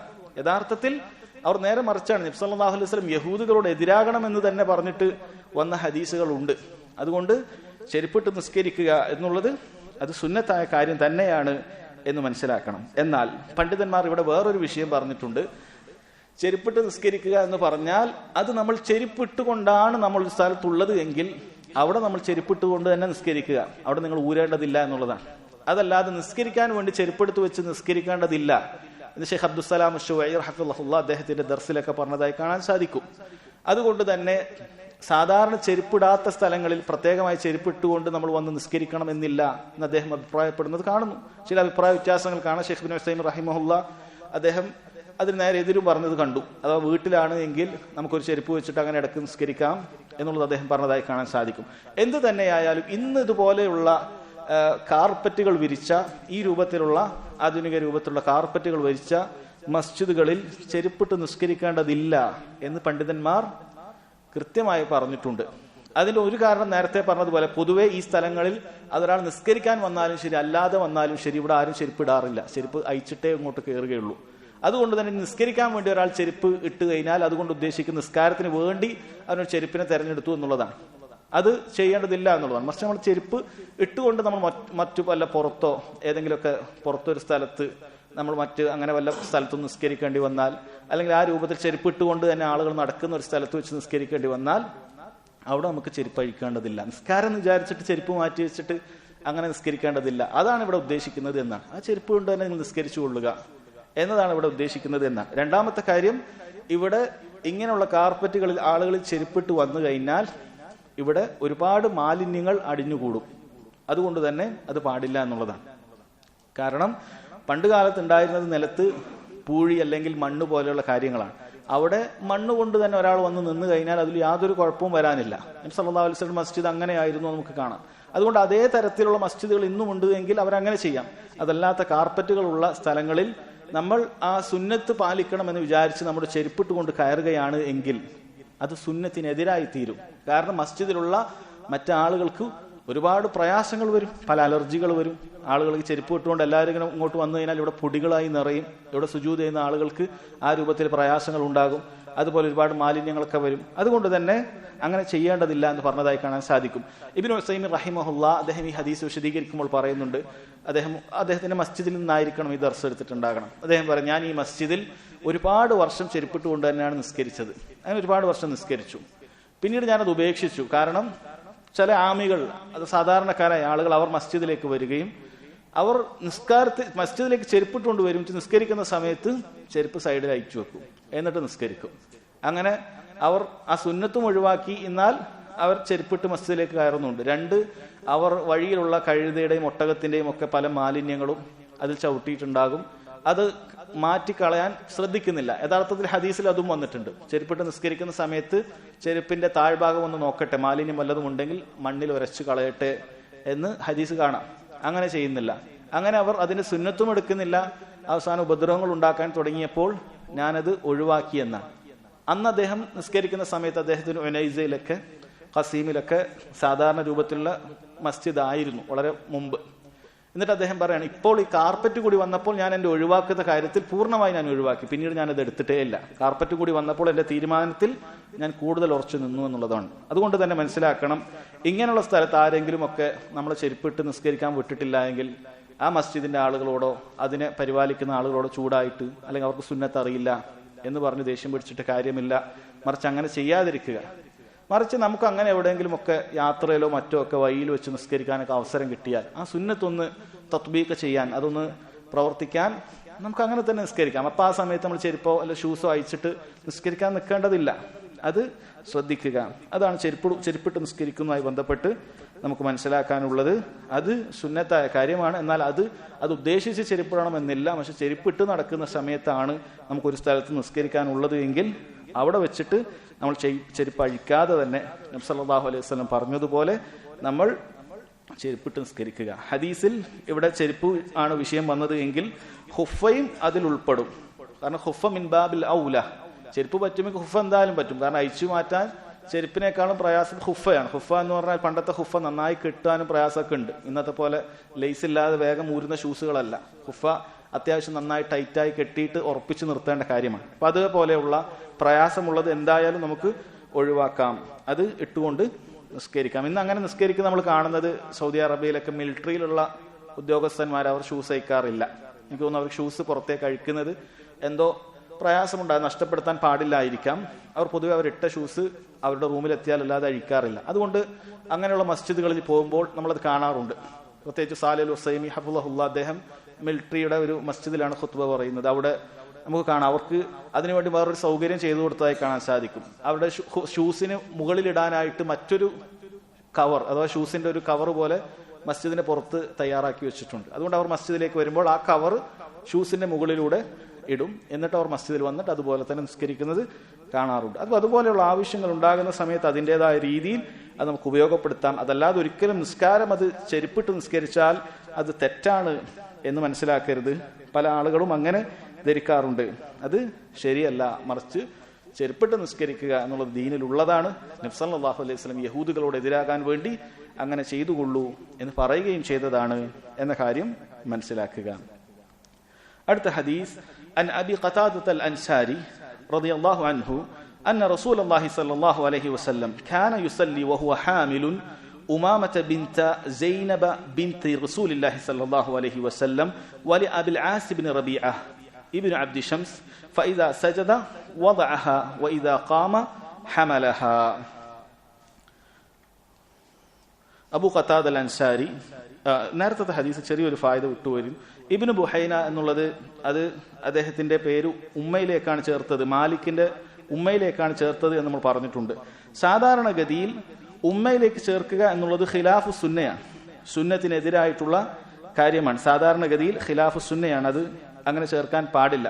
പക്ഷെ ചില സന്ദർഭങ്ങളിൽ അദ്ദേഹം അങ്ങനെ അറിയപ്പെട്ട് കഴിഞ്ഞാൽ, അഥവാ ആ പേരിലാണ് അറിയപ്പെട്ട് കഴിഞ്ഞാൽ പിന്നീട് അതല്ലാത്ത പേര് വെച്ച് പറഞ്ഞു കഴിഞ്ഞാൽ ചിലപ്പോൾ അദ്ദേഹം ആരാണെന്ന് അറിയാത്ത ഒരവസ്ഥ ഉണ്ടായേക്കും. അപ്പൊ അത്തരം സന്ദർഭങ്ങളിൽ അങ്ങനെ ഉപയോഗിക്കാം എന്നുള്ളതാണ്. അത്തരം സമയങ്ങളിൽ അങ്ങനെ ഉപയോഗിക്കാം എന്നുള്ളതാണ്. അതല്ലാത്ത സന്ദർഭങ്ങളിൽ ഉപ്പയിലേക്ക് തന്നെ ചേർത്തി പറയണം. ഈ ഹദീസിലും അങ്ങനെ ഒരു വിഷയം വരുന്നുണ്ട്. അപ്പോൾ അതൊന്നുകൂടി വിശദീകരിക്കാം. ഈ ഹദീസ് അബൂ ഖതാദ അൽ അൻസാരി റളിയല്ലാഹു അൻഹു ആണ് വിശദീകരിക്കുന്നത്. അദ്ദേഹം പറയുന്നു, കാന യുസല്ലി വഹുവ അന്ന റസൂലുള്ളാഹി സ്വല്ലല്ലാഹു അലൈഹി വസല്ലം കാന യുസല്ലി വഹുവ ഹാമിലുൻ ഉമാമത ബിൻത സൈനബ് ബിൻതി റസൂലുള്ളാഹി സ്വല്ലല്ലാഹു അലൈഹി വസല്ലം. നബി സ്വല്ലല്ലാഹു അലൈഹി വസല്ലം അവിടുന്ന് ഉമാമത ബിൻത സൈനബ് ബിൻതി റസൂലുള്ളാഹി സ്വല്ലല്ലാഹു അലൈഹി വസല്ലം മകളായ സൈനബിന്റെ മകളായ ഉമാമയെ വഹിച്ചുകൊണ്ട് നിസ്കരിക്കാറുണ്ടായിരുന്നു എന്നതാണ് അബൂ ഖതാദ അൽ അൻസാരി റളിയല്ലാഹു അൻഹു പറയുന്നത്. എന്നിട്ട് പറഞ്ഞു, അവർ വലി Abul Aas Ibnu റബീഅ bin Abdu Shams, അഥവാ ഈ ഉമാമ എന്ന് പറയുന്നത് അബുൽ ആസ് റബീഇന്റെ മകനാണ്. റബീഇന്റെ ഉപ്പ അബ്ദു ഷംസ് ആണ്. അവരുടെയും കൂടെ എന്ന് പറഞ്ഞിട്ടുണ്ട്. അഥവാ നേരത്തെ ഉമ്മയിലേക്കാണ് ചേർത്തി പറഞ്ഞത്, അതുകൊണ്ട് ഉപ്പായുടെ പരമ്പരയും കൂടി പറഞ്ഞതാണ്. ഫൈദാ സജദ വദഅഹ, സുജൂദ് ചെയ്യുന്ന സമയത്ത് കുട്ടിയെ അവിടെ വെക്കും. വഇദാ ഖാമ ഹമലഹ, എഴുന്നേൽക്കുന്ന സമയത്ത് കുട്ടിയെ വീണ്ടും വഹിക്കും എന്നുള്ള കാര്യമാണ് ഇവിടെ വന്നത്. ഇത് നിസ്കാരത്തിൽ ചില സന്ദർഭങ്ങളിൽ അനക്കങ്ങൾ അനുവദിക്കും എന്നതുമായി ബന്ധപ്പെട്ട് ഒരു അടിസ്ഥാനമായി വന്നിട്ടുള്ള ഹദീസാണ്.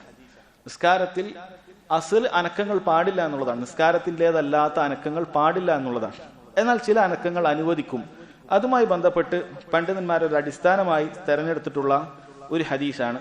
ഇതിൽ കാന യുസല്ലി എന്ന് പറയുന്നത് ഇബ്നു ഉസൈമിൻ റഹിമഹുല്ലാഹ് പറയുന്നത് കാനയുടെ ഒരർത്ഥത്തിൽപ്പെട്ടത് അത് നമ്മൾ നേരത്തെ പറഞ്ഞതുപോലെ പതിവായി ചെയ്യുന്നു എന്നുള്ളതാണ്. എന്നാൽ ഇത് പതിവായി ചെയ്യുന്നു എന്നുള്ള അർത്ഥത്തിൽ എടുക്കാൻ സാധിക്കുകയില്ല.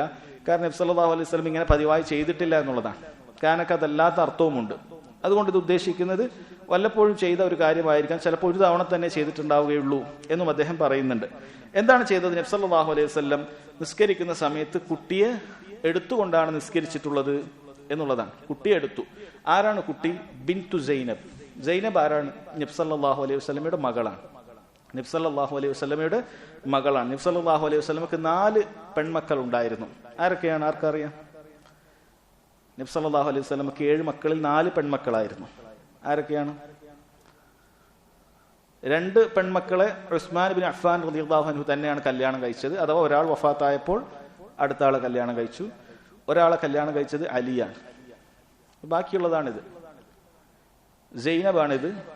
പിന്നീട് റുഖയ്യ ഉണ്ട്, ഉമ്മു കുൽസും ഉണ്ട്. രണ്ടുപേരെയും ഉസ്മാൻ ബിൻ അഫ്ഫാൻ റളിയല്ലാഹു അൻഹു ആണ് വിവാഹം ചെയ്തത്. ഒരാൾ വഫാത്തായപ്പോൾ അടുത്ത ആൾ. അതുകൊണ്ട് അദ്ദേഹം ദുന്നൂറൈൻ, 2 പ്രകാശത്തിനുടമ എന്ന പേരിൽ അറിയപ്പെട്ടിരുന്നു. 4ാമത്തെ വളരെ പ്രസിദ്ധയായ ഫാത്തിമ റളിയല്ലാഹു അൻഹ. അങ്ങനെ 4 പെൺമക്കൾ നബി സല്ലല്ലാഹു അലൈഹി വസല്ലമക്ക് ഉണ്ടായിരുന്നു. ഇത് സൈനബിന്റെ മകളായ ഉമാമയാണ്. പണ്ഡിതന്മാർ പറയുന്നുണ്ട്, ഇങ്ങനെ ഉമാമയെ എടുക്കാൻ ചില കാരണമുണ്ടായിട്ടുണ്ട്. സൈനബ് മരണപ്പെട്ടിരുന്നു. നബി സല്ലല്ലാഹു അലൈഹി വസല്ലം മക്കളൊക്കെ വേഗത്തിൽ മരണപ്പെട്ടിരുന്നു. സൈനബ് മരണപ്പെട്ടപ്പോൾ മകൾ ഉമ്മയുണ്ടായിരുന്നില്ല. അപ്പോൾ അത് എപ്പോഴും കരച്ചിലാണ്. അതുകൊണ്ടാണ് നബി സല്ലല്ലാഹു അലൈഹി വസല്ലം നിസ്കരിക്കുന്ന സമയത്ത് ആ കുട്ടിയെ എടുത്തിട്ടുണ്ടായിരുന്നത് എന്ന് പണ്ഡിതന്മാർ പറഞ്ഞതായി കാണാൻ സാധിക്കും. ഫൈദാ സജദ വദഅഹ, സുജൂദ് ചെയ്യുന്ന സമയത്ത് എന്നാൽ അവിടെ നിന്ന് എടുക്കാറുണ്ടായിരുന്നില്ല, കുട്ടിയെ താഴെ വെക്കുമായിരുന്നു എന്നുള്ളതാണ്. ഇതിൽ നിന്നുള്ള ഫായിദ ഒന്നാമത്തത് വളരെ വ്യക്തമാണ്. ജവാസു ഹംലി സബീ ഫിസ്സലാ, നിസ്കാരത്തിൽ കുട്ടിയെ എടുക്കാൻ അനുവദനീയമായ കാര്യമാണ് എന്നുള്ളത്. നബി സല്ലല്ലാഹു അലൈഹി വസല്ലം ഇങ്ങനെ എടുത്തത് അത് അനുവദനീയമായ കാര്യമാണ്. അത് മറ്റുള്ള ആളുകളും അങ്ങനെ ചെയ്യാമെന്ന് കാണിക്കുന്നതിന് വേണ്ടി തന്നെയാണ് പരസ്യമായി അവിടുന്ന് അങ്ങനെ ചെയ്തത് എന്ന് കാണാൻ സാധിക്കും. അതിൽ നിന്ന് പണ്ഡിതന്മാർ നബി സല്ലല്ലാഹു അലൈഹി വസല്ലം എത്ര മനോഹരമായാണ് കുട്ടികളോട് പെരുമാറിയത് എന്ന് നമുക്ക് കാണിച്ചു തരികയാണ്. കാരണം നിസ്കാരം എന്ന് പറയുന്നത് അല്ലാഹു തആല നിർബന്ധമാക്കിയ ഏറ്റവും ഫർളായ ഒരു കാര്യമാണ്. എന്നിട്ട് പോലും അവിടെ ഒരു കുട്ടി കരയുന്ന സമയത്ത് നമുക്ക് കാണാം ചിലപ്പോൾ നബി സല്ലല്ലാഹു അലൈഹി വസല്ലം ദീർഘമായി ഓതാൻ ഉദ്ദേശിച്ചത് കുറച്ചിട്ടുണ്ട്. അതുപോലെ തന്നെ കുട്ടികളായ ഹസനും ഹുസൈനും റളിയല്ലാഹു അൻഹുമ അവർ നബി സല്ലല്ലാഹു അലൈഹി വസല്ലമയുടെ മുതുകിലേക്ക് വന്ന് കയറിയിരുന്നപ്പോൾ അവിടുന്ന് ദീർഘനേരം സുജൂദ് ചെയ്തു. സഹാബത്തിൽ ചിലർ എഴുന്നേറ്റ് നോക്കിയത് കൊണ്ടാണ് അവർക്കത് മനസ്സിലായത്. അവരങ്ങനെയാണ് ആ ഹദീസ് റിവായത്ത് തന്നെ ചെയ്തത്. എഴുന്നേറ്റ് നോക്കിയപ്പോൾ ഇങ്ങനെ കുട്ടികൾ രണ്ടും പുറത്തുണ്ട്.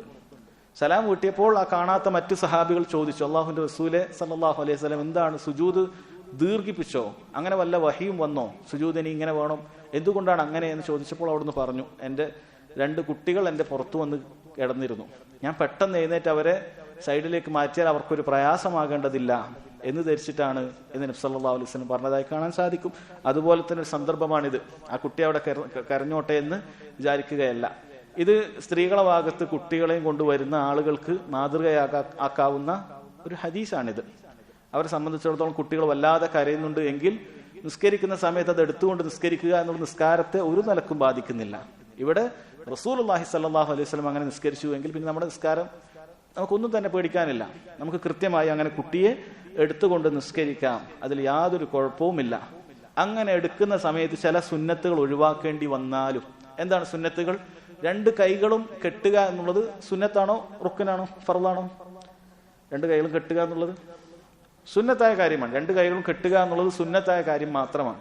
ഒരാൾ മനഃപൂർവ്വം അത് ഉപേക്ഷിച്ചാൽ സുന്നത്തിനെതിരാകും, കൂലി കുറയും, പക്ഷെ അയാൾ നിസ്കാരത്തെ ബാധിക്കുന്നില്ല. ഒരു കുട്ടി എടുക്കുന്ന സമയത്ത് ചിലപ്പോൾ നമുക്ക് ഒരു കൈ മാത്രമേ വെക്കാൻ പറ്റുകയുള്ളൂ, മറ്റേ കൈ ചിലപ്പോൾ കുട്ടിയെ പിടിക്കേണ്ടി വരും. ചിലപ്പോൾ 2 കൈയും കുട്ടിയുടെ ഭാഗത്ത് തന്നെ വേണ്ടി വരും. നമുക്ക് ഉദ്ദേശിച്ച രൂപത്തിൽ നെഞ്ചിന്റെ ഭാഗത്തേക്ക് കൈകൾ കൊണ്ടുവരാൻ സാധിച്ചു കൊള്ളണമെന്നില്ല. അതുകൊണ്ട് ആ സുന്നത്ത് അവിടെ ഒഴിവാക്കിയാലും കുഴപ്പമില്ല. അത് മനസ്സിലാക്കുക. ഇതിന് വീട്ടിൽ നമുക്ക് അങ്ങനെ ചെയ്യാം. സ്ത്രീകൾക്ക് ചില സമയത്ത് കുട്ടികൾ ഒരേ കരച്ചിലായിരിക്കും. മഗ്‌രിബിന് തുടങ്ങിയാൽ ചിലപ്പോൾ ഇശാ വരെ കരയും. കുട്ടിയുടെ കരച്ചിൽ കഴിഞ്ഞിട്ട് നിസ്കരിക്കാമെന്ന് വിചാരിച്ച് നിസ്കാരം കളാക്കരുത്, മറിച്ച് എടുത്തുകൊണ്ടെങ്കിലും നിസ്കരിക്കുക. മറ്റു സുന്നത്തുകളൊക്കെ പരമാവധി കുറക്കുക, ചെറിയ സൂറത്ത് ഓതുക, അങ്ങനെയുള്ള കാര്യങ്ങളൊക്കെ ചെയ്യുക. അത് ഒന്നാമത്തെ കാര്യം. നബി സല്ലല്ലാഹു അലൈഹി വസല്ലം അതിൽ നമുക്കൊരു മാതൃക കാണിച്ചു തന്നിട്ടുണ്ട്. രണ്ടാമത്തെ കാര്യം അസ്ൽ തഹാറത്താണ്. കാരണം കുട്ടി പൊതുവെ കുട്ടിയിൽ നജസും മറ്റുമൊക്കെ ഉണ്ടായേക്കാം എന്ന് ധരിച്ചിട്ട് നമ്മൾ കുട്ടി എടുക്കാതിരിക്കേണ്ടതില്ല. അസ്ൽ തഹാറത്ത് തന്നെയാണ്. കുട്ടിയിൽ വ്യക്തമായി മലമൂത്ര വിസർജ്യങ്ങൾ എന്തെങ്കിലും ഉണ്ട് എന്ന് അറിഞ്ഞാൽ മാത്രമേ നമ്മൾ കുട്ടിയെ എടുക്കുന്നതൊക്കെ ഉപേക്ഷിക്കേണ്ടതുള്ളൂ. ചില ആളുകൾ കുട്ടിയെ തൊടുകയില്ല. കാരണം കുട്ടിയെ തൊട്ട് കഴിഞ്ഞാൽ ആകെ വസ്വാസ് എന്ന് വിചാരിച്ചിട്ട് കുട്ടിയെ തീരെ അടുപ്പിക്കാത്ത ആളുകളുണ്ട്. അങ്ങനെ ചെയ്യേണ്ടതില്ല. അസ്ൽ തഹാറത്ത് തന്നെയാണ്. അല്ലാതെ കുട്ടി അങ്ങനെ ആയിട്ടുണ്ടാവും ഇങ്ങനെ ആയിട്ടുണ്ടാവും എന്ന് ധരിച്ചിരിക്കേണ്ടതില്ല. അത് വ്യക്തമാണെങ്കിൽ നമ്മൾ ഒഴിവാക്കിയാൽ മതി. അതല്ല എങ്കിൽ കുട്ടിയെ എടുക്കാം. നബി സല്ലല്ലാഹു അലൈഹി വസല്ലം എടുത്തിട്ടുണ്ട്. സ്വാഭാവികമായി അന്ന് ഇന്നത്തെ കാണുന്നത് പോലെ പാമ്പസുകളൊന്നും ഇല്ല എന്നുള്ള കാര്യം വളരെ വ്യക്തമാണ്. അങ്ങനെ ഉണ്ടാവുകയില്ല. വല്ല തുണിയോ കൊണ്ടോ മറ്റോ കെട്ടിയിട്ടേ ഉണ്ടാവുമായിരുന്നുള്ളൂ എന്നുള്ളത് വളരെ വ്യക്തമാണ്. എന്നിട്ട് നബി സല്ലല്ലാഹു അലൈഹി വസല്ലം നിസ്കാരത്തിലേക്ക് എടുത്തിട്ടുണ്ട്. അതുകൊണ്ട് അസ്ൽ തഹാറത്താണ്, കുട്ടിയൊക്കെ ശുദ്ധിയുള്ളത് തന്നെയാണ് എന്ന് മനസ്സിലാക്കുക. രണ്ടാമത് പണ്ഡിതന്മാർ പറഞ്ഞത്, ഒരു കുട്ടിയുടെ വയറ്റിൽ സ്വാഭാവികമായിട്ടും മലമൂത്ര വിസർജ്യങ്ങളുണ്ട്. അപ്പൊ അങ്ങനെയുള്ള നജസുകളുള്ള എന്തെങ്കിലുമൊക്കെ ഉള്ളിലുള്ളതാണെങ്കിലും ശരി, അതെടുത്ത് വഹിച്ചുകൊണ്ട് അങ്ങനെ നിസ്കരിക്കാൻ പറ്റുമോ എന്നുള്ളതാണ്. അദ്ദേഹം പറയുന്നു നിസ്കരിക്കാൻ പറ്റുമെന്നാണ്. ഇവിടെ പല അഭിപ്രായങ്ങളും പണ്ഡിതന്മാർ പറഞ്ഞിട്ടുണ്ട്. അതേപോലെ അങ്ങനെയുള്ള നജസ് കുഴപ്പമില്ല എന്നുള്ള പല അഭിപ്രായങ്ങളും പറഞ്ഞിട്ടുണ്ട്. എന്നാൽ ഇബ്നു ഉസൈമീൻ റഹിമഹുള്ള പറയുന്നത് ഷെയ്ഖുൽ ഇസ്ലാം ഇബ്നു തൈമിയ്യ റഹിമഹുള്ള പറഞ്ഞ ഒരു മഹത്തായ അഭിപ്രായമാണ്. അഥവാ അദ്ദേഹം പറയുന്നത്, നമ്മുടെ ശരീരത്തിൽ ഈ തള്ളിക്കളയേണ്ട വിസർജ്യങ്ങൾ അത് ഉള്ളിലുള്ളിടത്തോളം കാലം അത് നജസുകളല്ല. അത് എപ്പോഴാണോ പുറത്തേക്ക് വരുന്നത് അപ്പോഴാണ് നജസ്. അഥവാ നമ്മൾ നജസുകൾ വഹിക്കുന്നവരാണ് എന്ന് ആരും പറയേണ്ടതില്ല. നമ്മുടെ ശരീരത്തിൽ ഉള്ളിടത്തോളം കാലം അത് നജസല്ല, മറിച്ച് അത് പുറത്തേക്ക് തള്ളുമ്പോഴാണ് അത് നജസാകുന്നത്. അതുകൊണ്ട് തന്നെ കുട്ടിയെ നമ്മൾ എടുക്കുന്ന സമയത്ത് നജസോടുകൂടി നജസിനെ വഹിക്കുന്ന ഒരു കാര്യത്തെ നമ്മൾ എടുത്തു എന്ന് പറയേണ്ടതില്ല. കാരണം ശരീരത്തിൽ മുഴുവൻ രക്തമാണ്. പണ്ഡിതന്മാരിൽ ഭൂരിപക്ഷവും പറയുന്നത് രക്തം അത് നജസാണ്, അത് ശരീരത്തിലായി കഴുകിക്കളയണമെന്ന്. അപ്പൊ നമ്മൾ മുഴുവനും നജസുള്ള ഒരു കാര്യമല്ല നമ്മൾ വഹിച്ചു നടക്കുന്നത്, മറിച്ച് രക്തം അവർ പറയുന്ന നജസ് പുറത്തേക്ക് വന്നാൽ മാത്രമാണ്. അതുപോലെ തന്നെ മനുഷ്യന്റെ അസ്ൽ തന്നെ അത് രക്തപിണ്ഡമുണ്ടായിട്ടുണ്ട്. നുത്ഫയിൽ നിന്നും അത് പിന്നീട് അടുത്ത ഘട്ടത്തിൽ രക്തപിണ്ഡമായി മാറിയിട്ടുണ്ട്. അപ്പോൾ മനുഷ്യന്റെ അസ്ൽ നജസാണ് എന്ന് പറയാൻ സാധിക്കുകയില്ല. ഒരു കാര്യം നജസാകുന്നത് അത് പുറത്തെത്തിയ മനുഷ്യന് രക്തപിണ്ഡമൊക്കെ ആകുന്നത് മാതാവിന്റെ ഗർഭപാത്രത്തിലാണ്. അപ്പൊ നജസായിക്കൊണ്ടാണ് വന്നത് എന്ന് പറയാൻ പാടില്ല. മറിച്ച് നജസ് എന്ന് പറയുന്നത് അതൊരു കാര്യം പുറത്ത് തള്ളിയാൽ മാത്രമേ അതിന് നജസ് എന്നുള്ള പേര് വരുന്നുള്ളൂ എന്നുള്ള കാര്യം ഇവിടെ ഇബ്നു ഉസൈമീൻ റഹിമഹുല്ലാ പറഞ്ഞതായി കാണാൻ സാധിക്കും. അടുത്ത ഫായിദ, നബി സല്ലല്ലാഹു അലൈഹി വസല്ലമയുടെ ഷഫഖത്തിനെ കുറിച്ചാണ്. നമ്മൾ സൂചിപ്പിച്ചു നബി സല്ലല്ലാഹു അലൈഹി വസല്ലം എത്രമാത്രം അനുകമ്പയോട് കൂടിയാണ് കുട്ടികളോട് പെരുമാറിയത് എന്നുള്ളത്. അതുകൊണ്ട് ആ രൂപത്തിൽ നമ്മൾ ഏത് ഘട്ടങ്ങളിലും അത് ശ്രദ്ധിക്കുക. നിസ്കാരത്തിന്റെ ഘട്ടത്തിൽ അവിടെ ഇത്ര അനുകമ്പ കാണിച്ചു എങ്കിൽ അതല്ലാത്ത സമയത്ത് എത്രമാത്രം അനുകമ്പയും ലാളിക്കലും കൊഞ്ചിക്കലും കാണിച്ചിട്ടുണ്ടാകും എന്ന് നമുക്ക് ചിന്തിക്കാവുന്നതേ ഉള്ളൂ. അത് പലപ്പോഴും നമുക്ക് കാണാൻ സാധിക്കും. കുട്ടികളോടൊപ്പം നമ്മൾ പെരുമാറുന്ന സമയത്ത് കുട്ടികളെ പോലെ ആകുക, അതാണ് അതിന് ഏറ്റവും നല്ല ഭംഗി. അതല്ലാതെ അവിടെ അതിനൊരു ഒഫീഷ്യാലിറ്റി, നമ്മളൊരു വലിയ ഗൗരവമുള്ള ആളായി പെരുമാറുക എന്നുള്ളത് നന്നല്ല. നബി സല്ലല്ലാഹു അലൈഹി വസല്ലം ഒരേ സമയം മദീനയിലെ ഭരണാധികാരിയാണ്, അവിടുന്ന് പ്രവാചകനാണ്, ഒരുപാട് ദഅവത്തിന്റെയും വിശാലത്തിന്റെയും ദൗത്യമുണ്ട്, അതിനു വേണ്ടിയിട്ടൊക്കെ പണിയെടുക്കുന്നുണ്ട്. അപ്പൊ കുട്ടികളെടുത്ത് വന്നു കഴിഞ്ഞാൽ പിന്നീട് അതെല്ലാം വിട്ടു. കുട്ടികളുമായി ബന്ധപ്പെട്ട് എങ്ങനെയാണ് കുട്ടികളെ കൊഞ്ചിക്കേണ്ടത്? ചിലപ്പോൾ ചില മൃഗങ്ങളെ പോലെയൊക്കെ ഒച്ചയൊക്കെ ഉണ്ടാക്കിക്കൊണ്ടോ അല്ലെങ്കിൽ അത് അവരെ പുറത്തേക്ക് ഏറ്റിക്കൊണ്ടോ അങ്ങനെ ചില സമയത്ത് അവരെ ചിരിപ്പിക്കേണ്ട പല കാര്യങ്ങളും ചിലപ്പോൾ ഒരു പിതാവിന് ചെയ്യേണ്ടി വരും. അത് സാധാരണഗതിയിൽ ആളുകൾക്ക് മുന്നിൽ കാണിക്കുക എന്നുള്ളത് അവരുടെ ഗാംഭീര്യത്തിനെ കുറക്കുന്ന കാര്യമായിരിക്കും. പക്ഷെ കുട്ടികളുടെ മുന്നിൽ അതൊരു കുറവല്ല. കുട്ടികളുടെ മുന്നിൽ അത് നല്ലതാണ്. കുട്ടികളെ ചിരിപ്പിക്കാൻ പറ്റുന്ന, അവരെ കളിപ്പിക്കാൻ പറ്റുന്ന കാര്യങ്ങൾ ചെയ്യുക എന്നുള്ളത് അത് ശറഇൽ ചെയ്യാൻ പറഞ്ഞിട്ടുള്ള, ചെയ്യാൻ പ്രോത്സാഹിപ്പിച്ചിട്ടുള്ള കാര്യമാണ്. കുട്ടികളോട് ആ കാരുണ്യവും അവർക്ക് വേണ്ട താല്പര്യം ഉണ്ടാക്കുന്ന കാര്യങ്ങളുമൊക്കെ ചെയ്യുക എന്നത് പണ്ഡിതന്മാർ പറഞ്ഞതായി കാണാൻ സാധിക്കും. നിസ്കാരത്തിൽ പോലും അവിടുന്ന് കുട്ടികളോട് അല്ലെ, ചിലപ്പോൾ ചില ആൾക്ക് നിസ്കാരത്തിലേക്ക് കുട്ടി മുന്നിലേക്കൊക്കെ വരുമ്പോൾ കുട്ടിയോട് വല്ലാത്ത ദേഷ്യം ഒരിക്കലും ചെയ്യാൻ പാടില്ല. ചെറിയ കുട്ടികളെ സംബന്ധിച്ചിടത്തോളം അവർക്ക് അറിയില്ല നിസ്കാരക്കാരുടെ മുന്നിൽ പോകാൻ പാടില്ല എന്നുള്ളത്. അതുകൊണ്ട് ഒരു കുട്ടി വന്നാൽ വലിയൊരാളാണ് വന്നിട്ടുള്ളതെങ്കിൽ നമ്മളോട് തടുക്കാൻ പറഞ്ഞിട്ടുണ്ട്. യുഖാതിലുഹു എന്ന് പറഞ്ഞിട്ട് അവനെ ശക്തമായി മാറ്റണം എന്ന് തന്നെ പറഞ്ഞിട്ടുണ്ട്. വലിയൊരാൾ നമ്മുടെ സുത്രയുടെ ഇടയിലൂടെ വന്നാൽ. എന്നാൽ ചെറിയ കുട്ടി വന്നാൽ പിടിച്ച് നമ്മൾ എറിയാൻ പാടില്ല. ചെറിയ കുട്ടിക്ക് അറിയില്ല, അവൻ എടുക്കണമെങ്കിൽ എടുക്കാം, അല്ലെങ്കിൽ സൈഡിലേക്ക് നിർത്തണമെങ്കിൽ നിർത്താം. ആ രൂപത്തിലുള്ള അനുകമ്പകൾ ചെറിയ കുട്ടികളോട് കാണിക്കണം എന്നുള്ളതാണ്. അഞ്ചാമത്തെ ഫായിദ, അതാണ് ഈ ഹദീസിന്റെ പ്രധാനപ്പെട്ട ഫായിദ, ജവാസുൽ ഹറക്കത്തിൽ യസീർ അലിൽ ഹാജ. ചെറിയ ചെറിയ അനക്കങ്ങൾ ഹാജത്തുകൾക്ക് ആവശ്യമാണ്, ഹാജത്തുകൾക്ക് അനുവദിക്കപ്പെടും എന്നുള്ളത്. അതിനുള്ള ഏറ്റവും വലിയ തെളിവാണ് ഇവിടെ ഈ ഹദീസിൽ വന്നിട്ടുള്ളത്. ചില പണ്ഡിതന്മാർ 3 അനക്കങ്ങൾ തുടർച്ചയായിട്ട് വന്നു കഴിഞ്ഞാൽ നിസ്കാരം ബാത്തിലാകും എന്ന് പറഞ്ഞതായി കാണാൻ സാധിക്കും. പക്ഷെ ആ പറഞ്ഞ കൗല് അത് ഹദീസിന്റെ അടിസ്ഥാനത്തിലല്ല, മറിച്ച് അവർ 3 ആകുമ്പോഴാണല്ലോ ഒരു ജം ആകുന്നത്. ഹറക്കാത്ത്, അനക്കങ്ങൾ എന്നൊക്കെ പറയാൻ പറ്റും. 1, 2 ഒക്കെ 3 തുടർച്ചയായി വന്നു കഴിഞ്ഞാൽ ഹറക്കാത്തായി, അനക്കങ്ങളായി പോയി, നിസ്കാരം ബാത്തിലായി പോകുമെന്ന് ചിലർ പറഞ്ഞിട്ടുണ്ട്. പക്ഷെ അത് ശരിയല്ല എന്ന് അറിയിക്കുന്ന ഹദീസാണിത്. കാരണം ചെറിയ കുട്ടിയെ സ്വാഭാവികമായി എടുക്കുന്ന സമയത്ത് 3 അതിലധികം അനക്കങ്ങൾ ഒരുമിച്ച് തന്നെ ഉണ്ടാകാനുള്ള സാധ്യതയുണ്ട്. അതുകൊണ്ട് അനക്കങ്ങൾ ആവശ്യത്തിനാണ് എങ്കിൽ 3 1 ആയി എത്ര എണ്ണമായാലും ആവശ്യത്തിനാണ് എങ്കിൽ അത് അനുവദിക്കപ്പെടും എന്ന് പറഞ്ഞിട്ടുണ്ട്. എന്നാൽ ആവശ്യത്തിന് മാത്രമാണ്. ഇവിടെ ഇബ്നു ഉസൈമീൻ റഹിമഹുല്ലാ മുമ്പും ചില സമയത്തൊക്കെ പറഞ്ഞിട്ടുള്ള കാര്യമാണ്. നിസ്കാരത്തിലെ അനക്കങ്ങളെ അദ്ദേഹം 5ആയി വേർതിരിച്ചത് കാണാൻ സാധിക്കും. ഷറയിലുള്ള 5 അക്സാമുകൾ തന്നെ. അഥവാ ചില അനക്കങ്ങൾ അത് വാജിബാണ്, ചില അനക്കങ്ങൾ അത് മുസ്തഹബാണ്, ചില അനക്കങ്ങൾ മുബാഹാണ്, അനുവദനീയമാണ്, ചെയ്യുന്നത് കൊണ്ട് പ്രത്യേകിച്ച് കൂലിയോ ഒന്നുമില്ല, അനുവദനീയമാണ്. ചില അനക്കങ്ങൾ മക്രൂഹാണ്, ഒഴിവാക്കലാണ് നല്ലത്. ചില അനക്കങ്ങൾ മുഹറമാണ്, പാടില്ല, ഹറാമാണ്, നിസ്കാരം അതിനെ ബാധിക്കുന്ന കാര്യമാണ്. അങ്ങനെ 5ആയിട്ട് വേർതിരിച്ചത് കാണാൻ സാധിക്കും. ഇൻഷാ അല്ലാഹ് അത് നമുക്ക് വിശദീകരിക്കാം.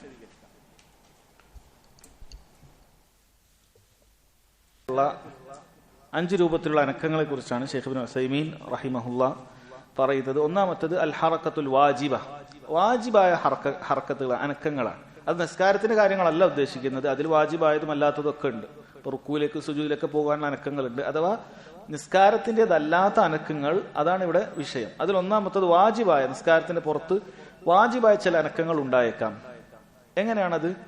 ഉദാഹരണത്തിന് നമ്മളുടെ ശരീരത്തിൽ നിന്ന് ഊരി മാറ്റാൻ പറ്റുന്ന വസ്തുക്കളിൽ വല്ലതും നജസുണ്ട് എന്ന് മനസ്സിലായാൽ ഉടൻ തന്നെ അത് ഊരി മാറ്റാൻ, അത് എത്ര വലിയ അനക്കങ്ങളായാലും ശരി, അല്ല ചെറിയ അനക്കങ്ങളായാലും ശരി, അതിനു വേണ്ടിയിട്ടുള്ള അനക്കങ്ങൾ അത് വാജിബാണ്.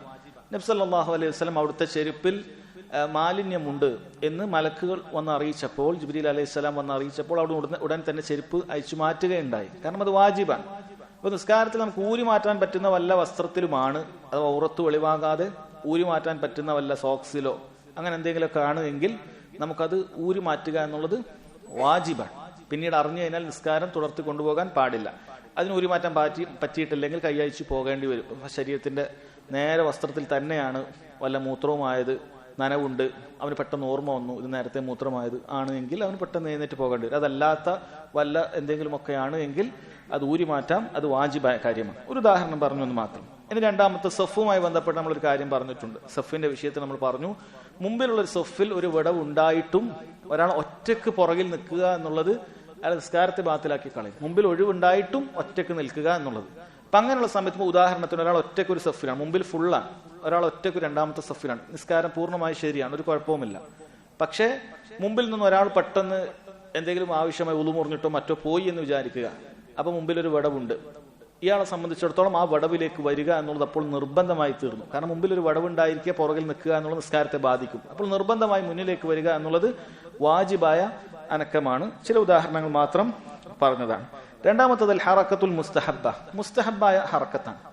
അതേതുപോലെയാണെന്ന് പറഞ്ഞാൽ നമ്മൾ ഒരേ സഫിൽ തന്നെയാണുള്ളത്. ഒരാൾ എഴുന്നേറ്റ് പോയാൽ, ഒരാൾ അവിടെ നിന്ന് മാറിപ്പോയാൽ സഫിൽ ചെറിയ വിടവുണ്ടാകും. സഫിലുള്ള വടവ് നികത്തുക എന്നുള്ളത് മുസ്തഹബായ കാര്യമാണ്. നമ്മൾ പറഞ്ഞിരുന്നു സഫിന്റെ വിഷയത്തിൽ നേരെയാകുക എന്നുള്ളത് വാജിബാണ്. പക്ഷെ അതിനിടയിലുള്ള വടവുകൾ അത് നികറ്റി തറാസു ചേർന്ന് നിൽക്കുക എന്നുള്ളത് വളരെ മുസ്തഹബായ കാര്യമാണ്. അപ്പൊ അതിനുവേണ്ടി ഒരാൾ അടുത്തു കഴിഞ്ഞാൽ അത് മുസ്തഹബായ കൂലി കിട്ടുന്ന കാര്യത്തിൽപ്പെട്ടതാണ് എന്ന് കാണാൻ സാധിക്കും. ആ രൂപത്തിൽ ചെയ്യാം. അതുപോലെ തന്നെ പണ്ഡിതന്മാർ പറഞ്ഞതാണ്, ഒരാൾ ഇമാം ഒറ്റക്കേ ഉള്ളൂ, രണ്ടാമതൊരു മഅ്മൂം വന്നു ഇമാമിന്റെ ഇടതുഭാഗത്ത് നിന്നു. ആ സമയത്ത് ഇമാമിനെ സംബന്ധിച്ചിടത്തോളം ഇയാളെ ഇടതുഭാഗത്ത് നിന്നും അത് ഇയാളെ പുറകിലേക്ക് വലിച്ച് വലതുഭാഗത്തേക്ക് നിർത്തിക്കുക എന്നുള്ളത് മുസ്തഹബായ കാര്യമാണ്. ചില പണ്ഡിതന്മാർക്കിടയിൽ അത് വാജിബാണ്. ആരാണത് വാജിബാണെന്ന് പറഞ്ഞത്? ഇടതുഭാഗത്ത് ഒറ്റയ്ക്ക് നിന്ന് നിസ്കരിച്ചു, വലതുഭാഗത്ത് ആരുമില്ല എങ്കിൽ നിസ്കാരം ബാത്തിലാകുന്നതിന് ചില പണ്ഡിതന്മാർക്ക് അഭിപ്രായമുണ്ട്. അങ്ങനെയുള്ള ആളുകൾ അഭിപ്രായം മാനിച്ചാൽ അത് വാജിബായി. കാരണം അവിടെ നിസ്കാരം ബാത്തിലാകാൻ പോവുകയാണ്, നിർബന്ധമായി വലിച്ചിരിക്കണം. അല്ല, അത് മക്രൂഹാണ്, കറാഹത്തേ ഉള്ളൂ എന്ന് പറഞ്ഞ പണ്ഡിതന്മാരുണ്ട്. അവരെ സംബന്ധിച്ചിടത്തോളം വലതുഭാഗത്തേക്ക് എത്തിക്കുക എന്നുള്ളത് മുസ്തഹബായ കാര്യമാണ്. ഇതാണ് അൽ ഹറക്കത്തുൽ മുസ്തഹബ. മൂന്നാമത്തെ അൽ ഹറക്കത്തുൽ മക്രൂഹ. എന്താണ് മക്രൂഹായ, ചെയ്താൽ കുറ്റമില്ല പക്ഷെ ഒഴിവാക്കലായിരുന്നു അവന്റെ നിസ്കാരത്തിന്റെ പൂർണ്ണതക്ക് നല്ലത് എന്നുള്ള രൂപത്തിൽ അനക്കങ്ങളാണ് മക്രൂഹായ അനക്കങ്ങൾ. അത് പണ്ഡിതന്മാർ പറയുന്നത് വഹിയിൽ യസീർ അലി ഗൈരി ഹാജ, ചെറിയ അനക്കങ്ങളെ ഉള്ളൂ പക്ഷെ ഒരു ആവശ്യവുമില്ല, വെറുതെ അനങ്ങുന്നതാണ്. അതാണ് ഞാൻ നേരത്തെ പറഞ്ഞത്, കുട്ടികളിൽ പല ആളുകളും ഈ മക്രൂഹായ അനക്കങ്ങൾ ധാരാളമായി ചെയ്യുന്നത് കാണുന്നുണ്ട്. അവരുടെ വസ്ത്രങ്ങൾ കൊണ്ട് കളിക്കുന്ന ആളുകൾ ഉണ്ടാകും, അവരുടെ മുടി കൊണ്ട് കളിക്കുന്ന ആളുകൾ ഉണ്ടാകും. ചില ആളുകൾ ഈ തൊപ്പി ധരിച്ചിട്ട് ആ തൊപ്പി നേരെയാക്കുക എന്നുള്ള നിസ്കാരത്തിൽ രണ്ട് കയ്യുമൊക്കെ എടുത്തിട്ട് ഇങ്ങനെയൊക്കെ പല കുട്ടികളും ചെയ്യുന്നുണ്ട്. ഒരിക്കലും അങ്ങനെ ചെയ്യരുത്. കാരണം നിസ്കാരത്തിൽ തൊപ്പി ധരിക്കുക എന്നുള്ള നിസ്കാരത്തിന്റെ നിർബന്ധമോ വാജിബോ ഫർളോ ആയ ഒരു കാര്യവുമല്ല. നിസ്കാരത്തിൽ തൊപ്പി ധരിക്കുക എന്നുള്ളത് നിസ്കാരത്തിന് ഔറത്ത് മറക്കുക പോലെയുള്ള വിഷയങ്ങളേ അല്ല. അതുകൊണ്ട് അത് ഒന്ന് ചെരിഞ്ഞാലോ അതൊന്ന് നേരെ ആയാലോ നമ്മൾ ഗൗനിക്കേണ്ടതേ ഇല്ല. നിസ്കാരത്തിന്റെ അവസാനത്തിൽ ശരിയാക്കിയാൽ മതി. അത് ശ്രദ്ധിക്കുക. അതുപോലെ പെന്നുണ്ടെങ്കിൽ പെന്ന് കൊണ്ട് കളിക്കുക, ചീർപ്പുണ്ടെങ്കിൽ ചീർപ്പ് കൊണ്ട് കളിക്കുക. ആ രൂപത്തിലൊക്കെ പല അനക്കങ്ങൾ കാണുന്നുണ്ട്. ഇന്നലെ കേട്ടത് ഒരു കുട്ടി നിസ്കാരത്തിൽ ചീർപ്പെടുത്ത് മുടിവാരുന്നു എന്നാണ്. വലിയ അറിയാത്തത് കൊണ്ടായിരിക്കും ആ കുട്ടിക്ക്, പക്ഷെ ഒരിക്കലും അങ്ങനെ ചെയ്യാനേ പാടില്ല. അങ്ങനെയുള്ള ഒരു കാര്യവും ചെയ്യരുത്. നിസ്കാരത്തിൽ ഒരു കാര്യം ചെയ്യാൻ അങ്ങനെ രൂപത്തിൽ ചെയ്യാൻ പാടില്ല. കാരണം ആ അനാവശ്യമായ കാര്യമാണ്. ഇനി മുതിർന്ന ചില ആളുകളിൽ ചിലപ്പോൾ അത് സംഭവിക്കുന്നു, താടി കൊണ്ട് കളിക്കുക എന്നുള്ളത്, താടി കൊണ്ട് ഇങ്ങനെ ഇളക്കി കളിക്കുക എന്നുള്ളത്. അങ്ങനെ ഒരിക്കൽ കണ്ടപ്പോൾ ഉമർ റളിയല്ലാഹു അൻഹു പറഞ്ഞു എന്നാണ്, അദ്ദേഹം പറഞ്ഞു, ലൗ സക്കന ഖൽബു ഹാദാ, ഈ വ്യക്തിയുടെ ഹൃദയം ശാന്തമായിരുന്നെങ്കിൽ ലസക്കനത് ജവാരിഹു, അവന്റെ അവയവങ്ങളും ശാന്തമായി തീർന്നേനെ. കാരണം ഹൃദയത്തിൽ ചിന്ത മാറുമ്പോഴാണ് പല അനാവശ്യ അനക്കങ്ങളും വരുന്നത് എന്നാണ്. നമ്മൾ ഇങ്ങനെ താടി കൊണ്ട് കളിക്കുക അല്ലെങ്കിൽ ആ രൂപത്തിൽ പല രൂപത്തിൽ അനക്കങ്ങൾ വെറുതെ വരിക എന്നുള്ളത് ഖൽബിന് സക്കീനത്ത് കിട്ടാത്തത് കൊണ്ടാണ്. ഖൽബ് നല്ല സക്കീനത്ത് കിട്ടിയാൽ അവയവങ്ങളും അതിനനുസരിച്ച് അത് കാണാൻ സാധിക്കും എന്നുള്ളതാണ്. ശാന്തമായി നിസ്കരിക്കാൻ സാധിക്കും. അതുകൊണ്ട് അനാവശ്യമായ അനക്കങ്ങൾ അത് കുറച്ചാണെങ്കിലും അത് മക്രൂഹാണ്. അനാവശ്യമായതാണെങ്കിൽ കുറച്ചാണെങ്കിലും മക്രൂഹാണ്. ധാരാളം ഉദാഹരണങ്ങൾ. വാച്ച് നോക്കുക, ഒരാവശ്യമില്ലല്ലോ, നിസ്കാരത്തിൽ വാച്ച് നോക്കേണ്ട ആവശ്യമില്ല. അപ്പോൾ വാച്ചിലേക്ക് ഇങ്ങനെ നോക്കുക, തിരിച്ചു വാച്ച് അങ്ങനെ ചെയ്യുക, അങ്ങനെയുള്ള എല്ലാ കാര്യങ്ങളും അനാവശ്യമായ കാര്യങ്ങൾ അത് കുറച്ചാണെങ്കിൽ പോലും മക്രൂഹാണ്. കുറ്റം കിട്ടുമെന്ന് പറയുന്നില്ല, പക്ഷെ നിസ്കാരത്തിന്റെ പൂർണ്ണതയെ അത് ബാധിക്കുന്ന കാര്യമാണ് എന്ന് മനസ്സിലാക്കുക. അവസാനത്തേത് മുഹറമ, അതിനിടയിലുള്ളത് മുഹറമായ അനക്കങ്ങൾ. അൽ ഹറക്കത്തുൽ മുഹറമ. എന്താണ് മുഹറമായ അനക്കങ്ങൾ? അത് ഒന്നുകിൽ ആവശ്യമില്ലാതെ ഒരുപാട് അനക്കങ്ങൾ ഒരുമിച്ചുണ്ടാകുക എന്നുള്ളതാണ്.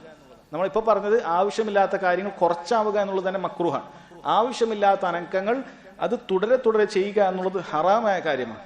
ഒരാള് ഒരു രൂപത്തിൽ മുടി കൊണ്ട് കളിക്കുന്നു, അതിനുശേഷം വസ്ത്രം കൊണ്ട് കളിക്കുന്നു, പിന്നീട് അടുത്ത് കളിക്കുന്നു, അങ്ങനെ നിർത്തുന്നേ ഇല്ല. നിസ്കാരത്തിൽ തുടങ്ങിയത് മുതൽ ഇങ്ങനെ അനങ്ങിക്കൊണ്ടേയിരിക്കുകയാണ്. അത് തുടരെയുമാണ് ചെയ്യുന്നത്. തുടരെ ചെയ്യണം. ഒന്നാമത്തെ റക്അത്തിൽ കുറച്ച് അനങ്ങി, രണ്ടാമത്തെ റക്അത്തിൽ കുറച്ച് അനങ്ങി, മൂന്നാമത്തതിൽ കുറച്ച് അനങ്ങി, അതിന് മുഹറം എന്ന് പറയില്ല, നേരത്തെ പറഞ്ഞ മക്രൂഹിലാണ്. പക്ഷെ തുടരെ ഒരാവശ്യവുമില്ലാതെ ധാരാളമായി ചെയ്യുക എന്നുള്ളത് അത് മുഹറമായ അനക്കങ്ങളാണ്, അത് പാടില്ലാത്തതാണ്. എന്നാൽ എന്തെങ്കിലും ആവശ്യമുണ്ട് എങ്കിൽ തുടരെയുള്ള അനക്കങ്ങൾ പോലും അത് അനുവദിക്കപ്പെടും. അത് കുറച്ചും അനുവദിക്കപ്പെടും, ധാരാളമായിട്ടും അനുവദിക്കപ്പെടും. കുറച്ച് അനുവദിക്കപ്പെടുന്ന കാര്യങ്ങളാണ് മുബാഹായ കാര്യങ്ങളിൽ പെട്ടതാണ്. നാം നേരത്തെ പറഞ്ഞ നബി സല്ലല്ലാഹു അലൈഹി വസല്ലം കുട്ടിയെ എടുത്തുകൊണ്ട് നിസ്കരിച്ചു എന്നുള്ളത് വേറെ ചില ഹദീസിൽ കാണാൻ സാധിക്കും. ആയിഷ റളിയല്ലാഹു അൻഹ വാതിലിന് കൊട്ടിയപ്പോൾ അവിടുന്ന് വാതിൽ തുറന്നു കൊടുത്തു നിസ്കരിക്കുന്ന സമയത്താണ്. അവിടെ പണ്ഡിതന്മാർ പറഞ്ഞിട്ടുള്ളത് ഇതേപോലെ വലിയ മസ്ജിദിൽ ഇവിടെ ഇമാം വന്നിട്ട് അവിടെ പോയി നിസ്കരിച്ചു എന്നങ്ങനെ ധരിക്കാൻ പാടില്ല.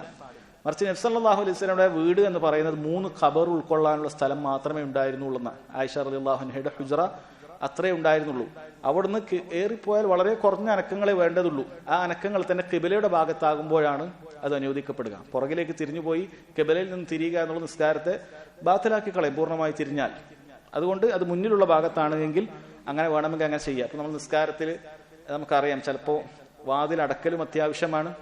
എന്നാൽ ഞാൻ ദീർഘമായി നിസ്കരിക്കാൻ പോകുകയാണ്, പുറത്തൊരാൾ വന്നാൽ അയാൾക്ക് പെട്ടെന്ന് കയറുകയും വാതിലിന്റെ അടുത്ത് നിന്ന് കൈകെട്ടി നിസ്കരിക്കുന്ന സമയത്ത് വാതിലടച്ചു കഴിഞ്ഞാൽ നമുക്ക് ഇങ്ങനെ ഒന്ന് പെട്ടെന്ന് പോയി അത് തുറക്കാൻ പറ്റുമെങ്കിൽ അങ്ങനെ ഒരു ആവശ്യമുള്ള സമയത്ത് അത് തുറക്കുക എന്നുള്ളത് നിസ്കാരത്തെ ബാധിക്കുന്ന കാര്യമല്ല, അത് അനുവദിക്കപ്പെട്ട കാര്യത്തിൽപ്പെട്ടതാണ്. അപ്പോൾ പറഞ്ഞു ഹർക്കത്തുൽ മുഹറമ മുത്തവാലിയായിട്ട് തുടരെയായിട്ട് ആവശ്യമില്ലാത്ത കാര്യങ്ങൾ അങ്ങനെ ധാരാളമായി ചെയ്യുക എന്നുള്ളത് അത് ഹറാമായ കാര്യമാണ് എന്നുള്ള കാര്യമാണ്. എന്നാൽ ചില അത്യാവശ്യ ഘട്ടങ്ങൾ വന്നു കഴിഞ്ഞാൽ ആ ധാരാളമായിട്ടുള്ള അനക്കങ്ങൾ പോലും പണ്ഡിതന്മാർ ഉദാഹരണം പറയുന്നത്, ഉദാഹരണത്തിന് നമ്മൾ എന്തെങ്കിലുമൊക്കെ നിസ്കരിക്കുന്ന സമയത്ത് ഒരു പാമ്പ് എഴഞ്ഞു വന്നു എന്ന് വിചാരിക്കുക. നമ്മൾ ചിലപ്പോൾ ഇങ്ങനെയുള്ള സ്ഥലത്ത് നിസ്കരിക്കുമ്പോൾ അത് നമുക്കൊരു തസവൂർ, അത് ചിന്തിക്കാൻ ചിലപ്പോൾ സാധിക്കണം എന്നില്ല. അതല്ലാത്ത കാടുകളിലും മറ്റുമൊക്കെ ഉള്ള മസ്ജിദുകളും വീടുകളൊക്കെ ഇന്നും ധാരാളമുണ്ട്. നിസ്കരിക്കുന്ന സമയത്ത് ഒരു പാമ്പ് വന്നു എന്ന് വിചാരിക്കുക. അത് ഇബ്നു ഉസൈം റഹിമഹുല്ലാ പറയുന്നത്, ഇബ്നു ഉസൈം റഹിമഹുല്ലാ സിംഹാണ് പറഞ്ഞത്, അത് ഒന്നുകൂടി ചെറുതാക്കി ഞാൻ പാമ്പിനെ പറഞ്ഞതാണ്. അപ്പൊ അദ്ദേഹം തന്നെ പറയുന്നുണ്ട്, നിങ്ങൾ ചിലപ്പോൾ ചോദിക്കുന്നുണ്ടാവും സിംഹമൊക്കെ വന്ന് എങ്ങനെയാണ് നിസ്കരിക്കുക, ഒരാൾ നിസ്കരിക്കുക, സിംഹം വെച്ച് ഓടൂലേ? അദ്ദേഹം പറഞ്ഞത് എല്ലാ മനുഷ്യന്മാരും ഒരുപോലെ അല്ല. സിംഹത്തിനൊക്കെ നേരിടുന്ന നല്ല ധൈര്യമുള്ള മനുഷ്യന്മാർ ലോകത്തുണ്ട്. അവർ സിംഹം വന്നു കഴിഞ്ഞാലും അതിൻ്റെ അദ്ദേഹം ഒരു ചെറിയൊരു കഥയെ കൊടുത്തിട്ടുണ്ട്, ദൈർഘ്യം പറയുന്നുണ്ട്, ഇപ്പൊ അത് പറയുന്നില്ല.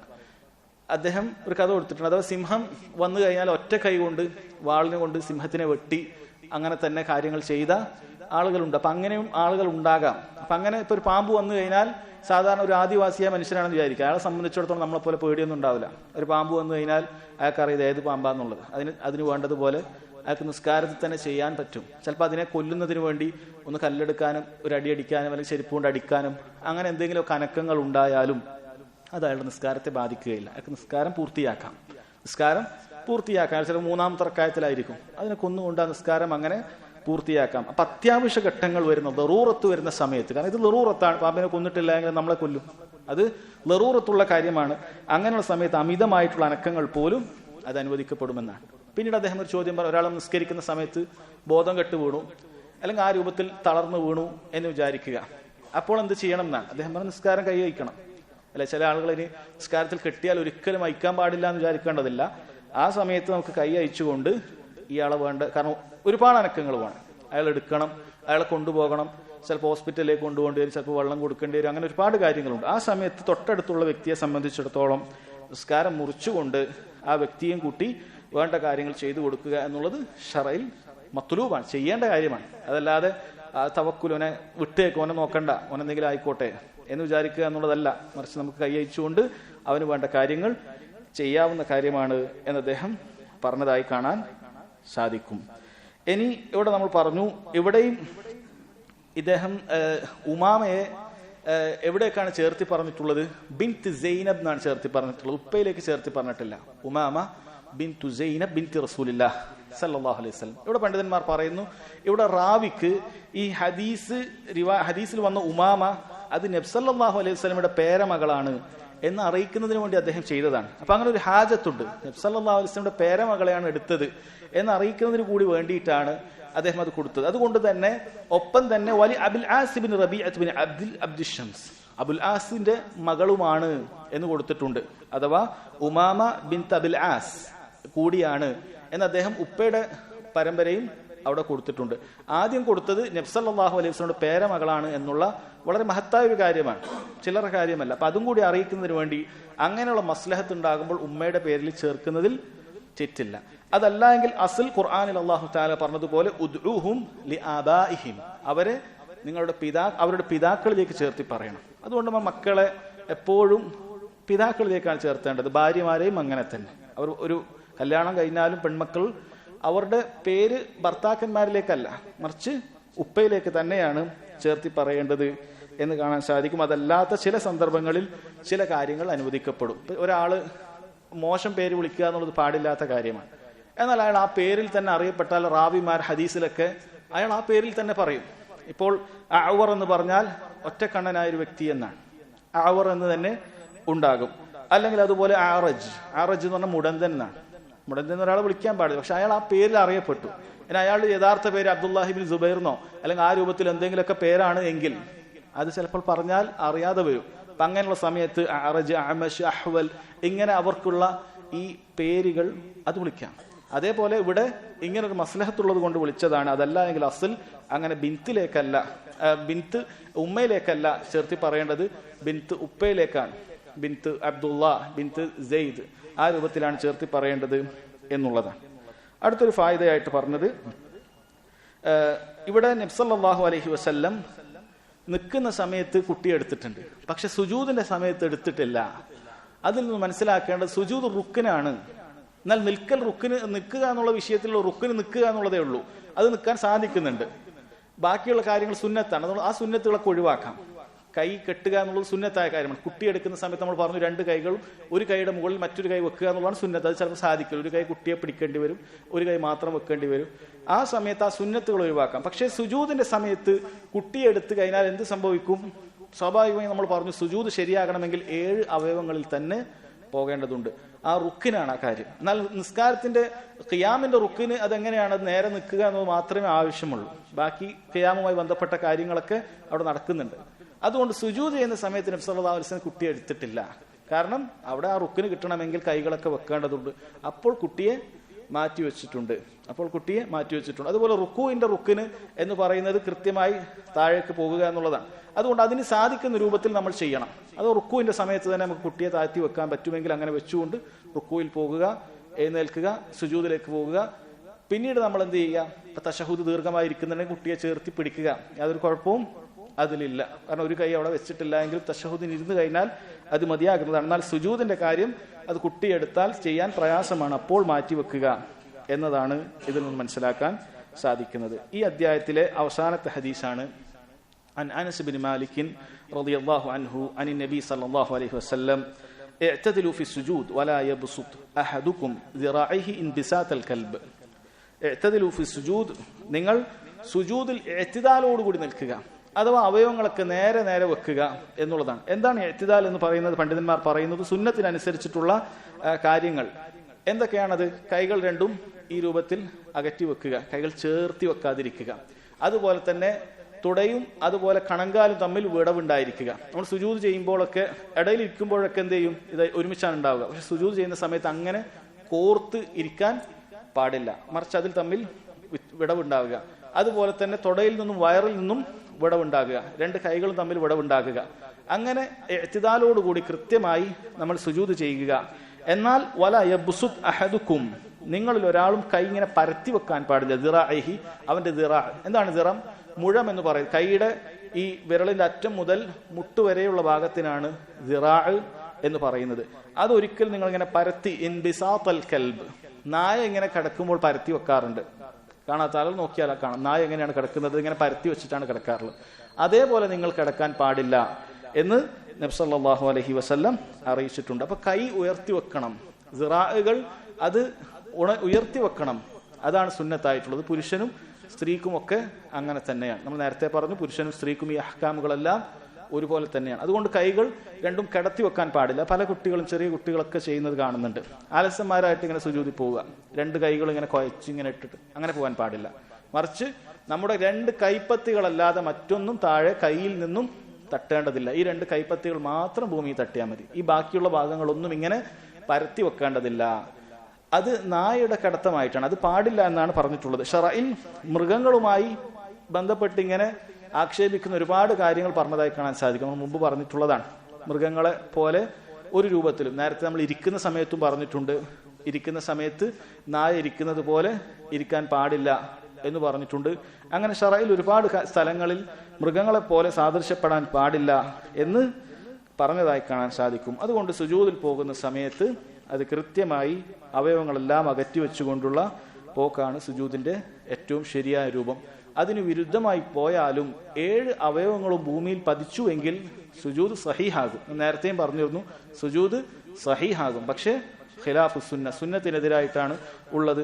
അതുപോലെ മൃഗങ്ങളോട് സാദൃശ്യപ്പെടാൻ പാടില്ല എന്ന് പറഞ്ഞ സ്ഥിതിക്ക് അതൊരു നഹിയാണ്, വിലക്കാണ്, അത് ഹറാമാകാൻ സാധ്യതയുണ്ട്. അങ്ങനെ ചെയ്യാതിരിക്കുക എന്ന് പണ്ഡിതന്മാർ പറഞ്ഞതായി കാണാൻ സാധിക്കും. അല്ലാഹു അഅലം. വസല്ലല്ലാഹു അലാ നബീന മുഹമ്മദിൻ വഅലാ ആലിഹി വസഹ്ബിഹി വസല്ലം. സുബ്ഹാനകല്ലാഹുമ്മ വബിഹംദിക അഷ്ഹദു അൻ ലാ ഇലാഹ ഇല്ല അൻത അസ്തഗ്ഫിറുക വഅതൂബു ഇലൈക്.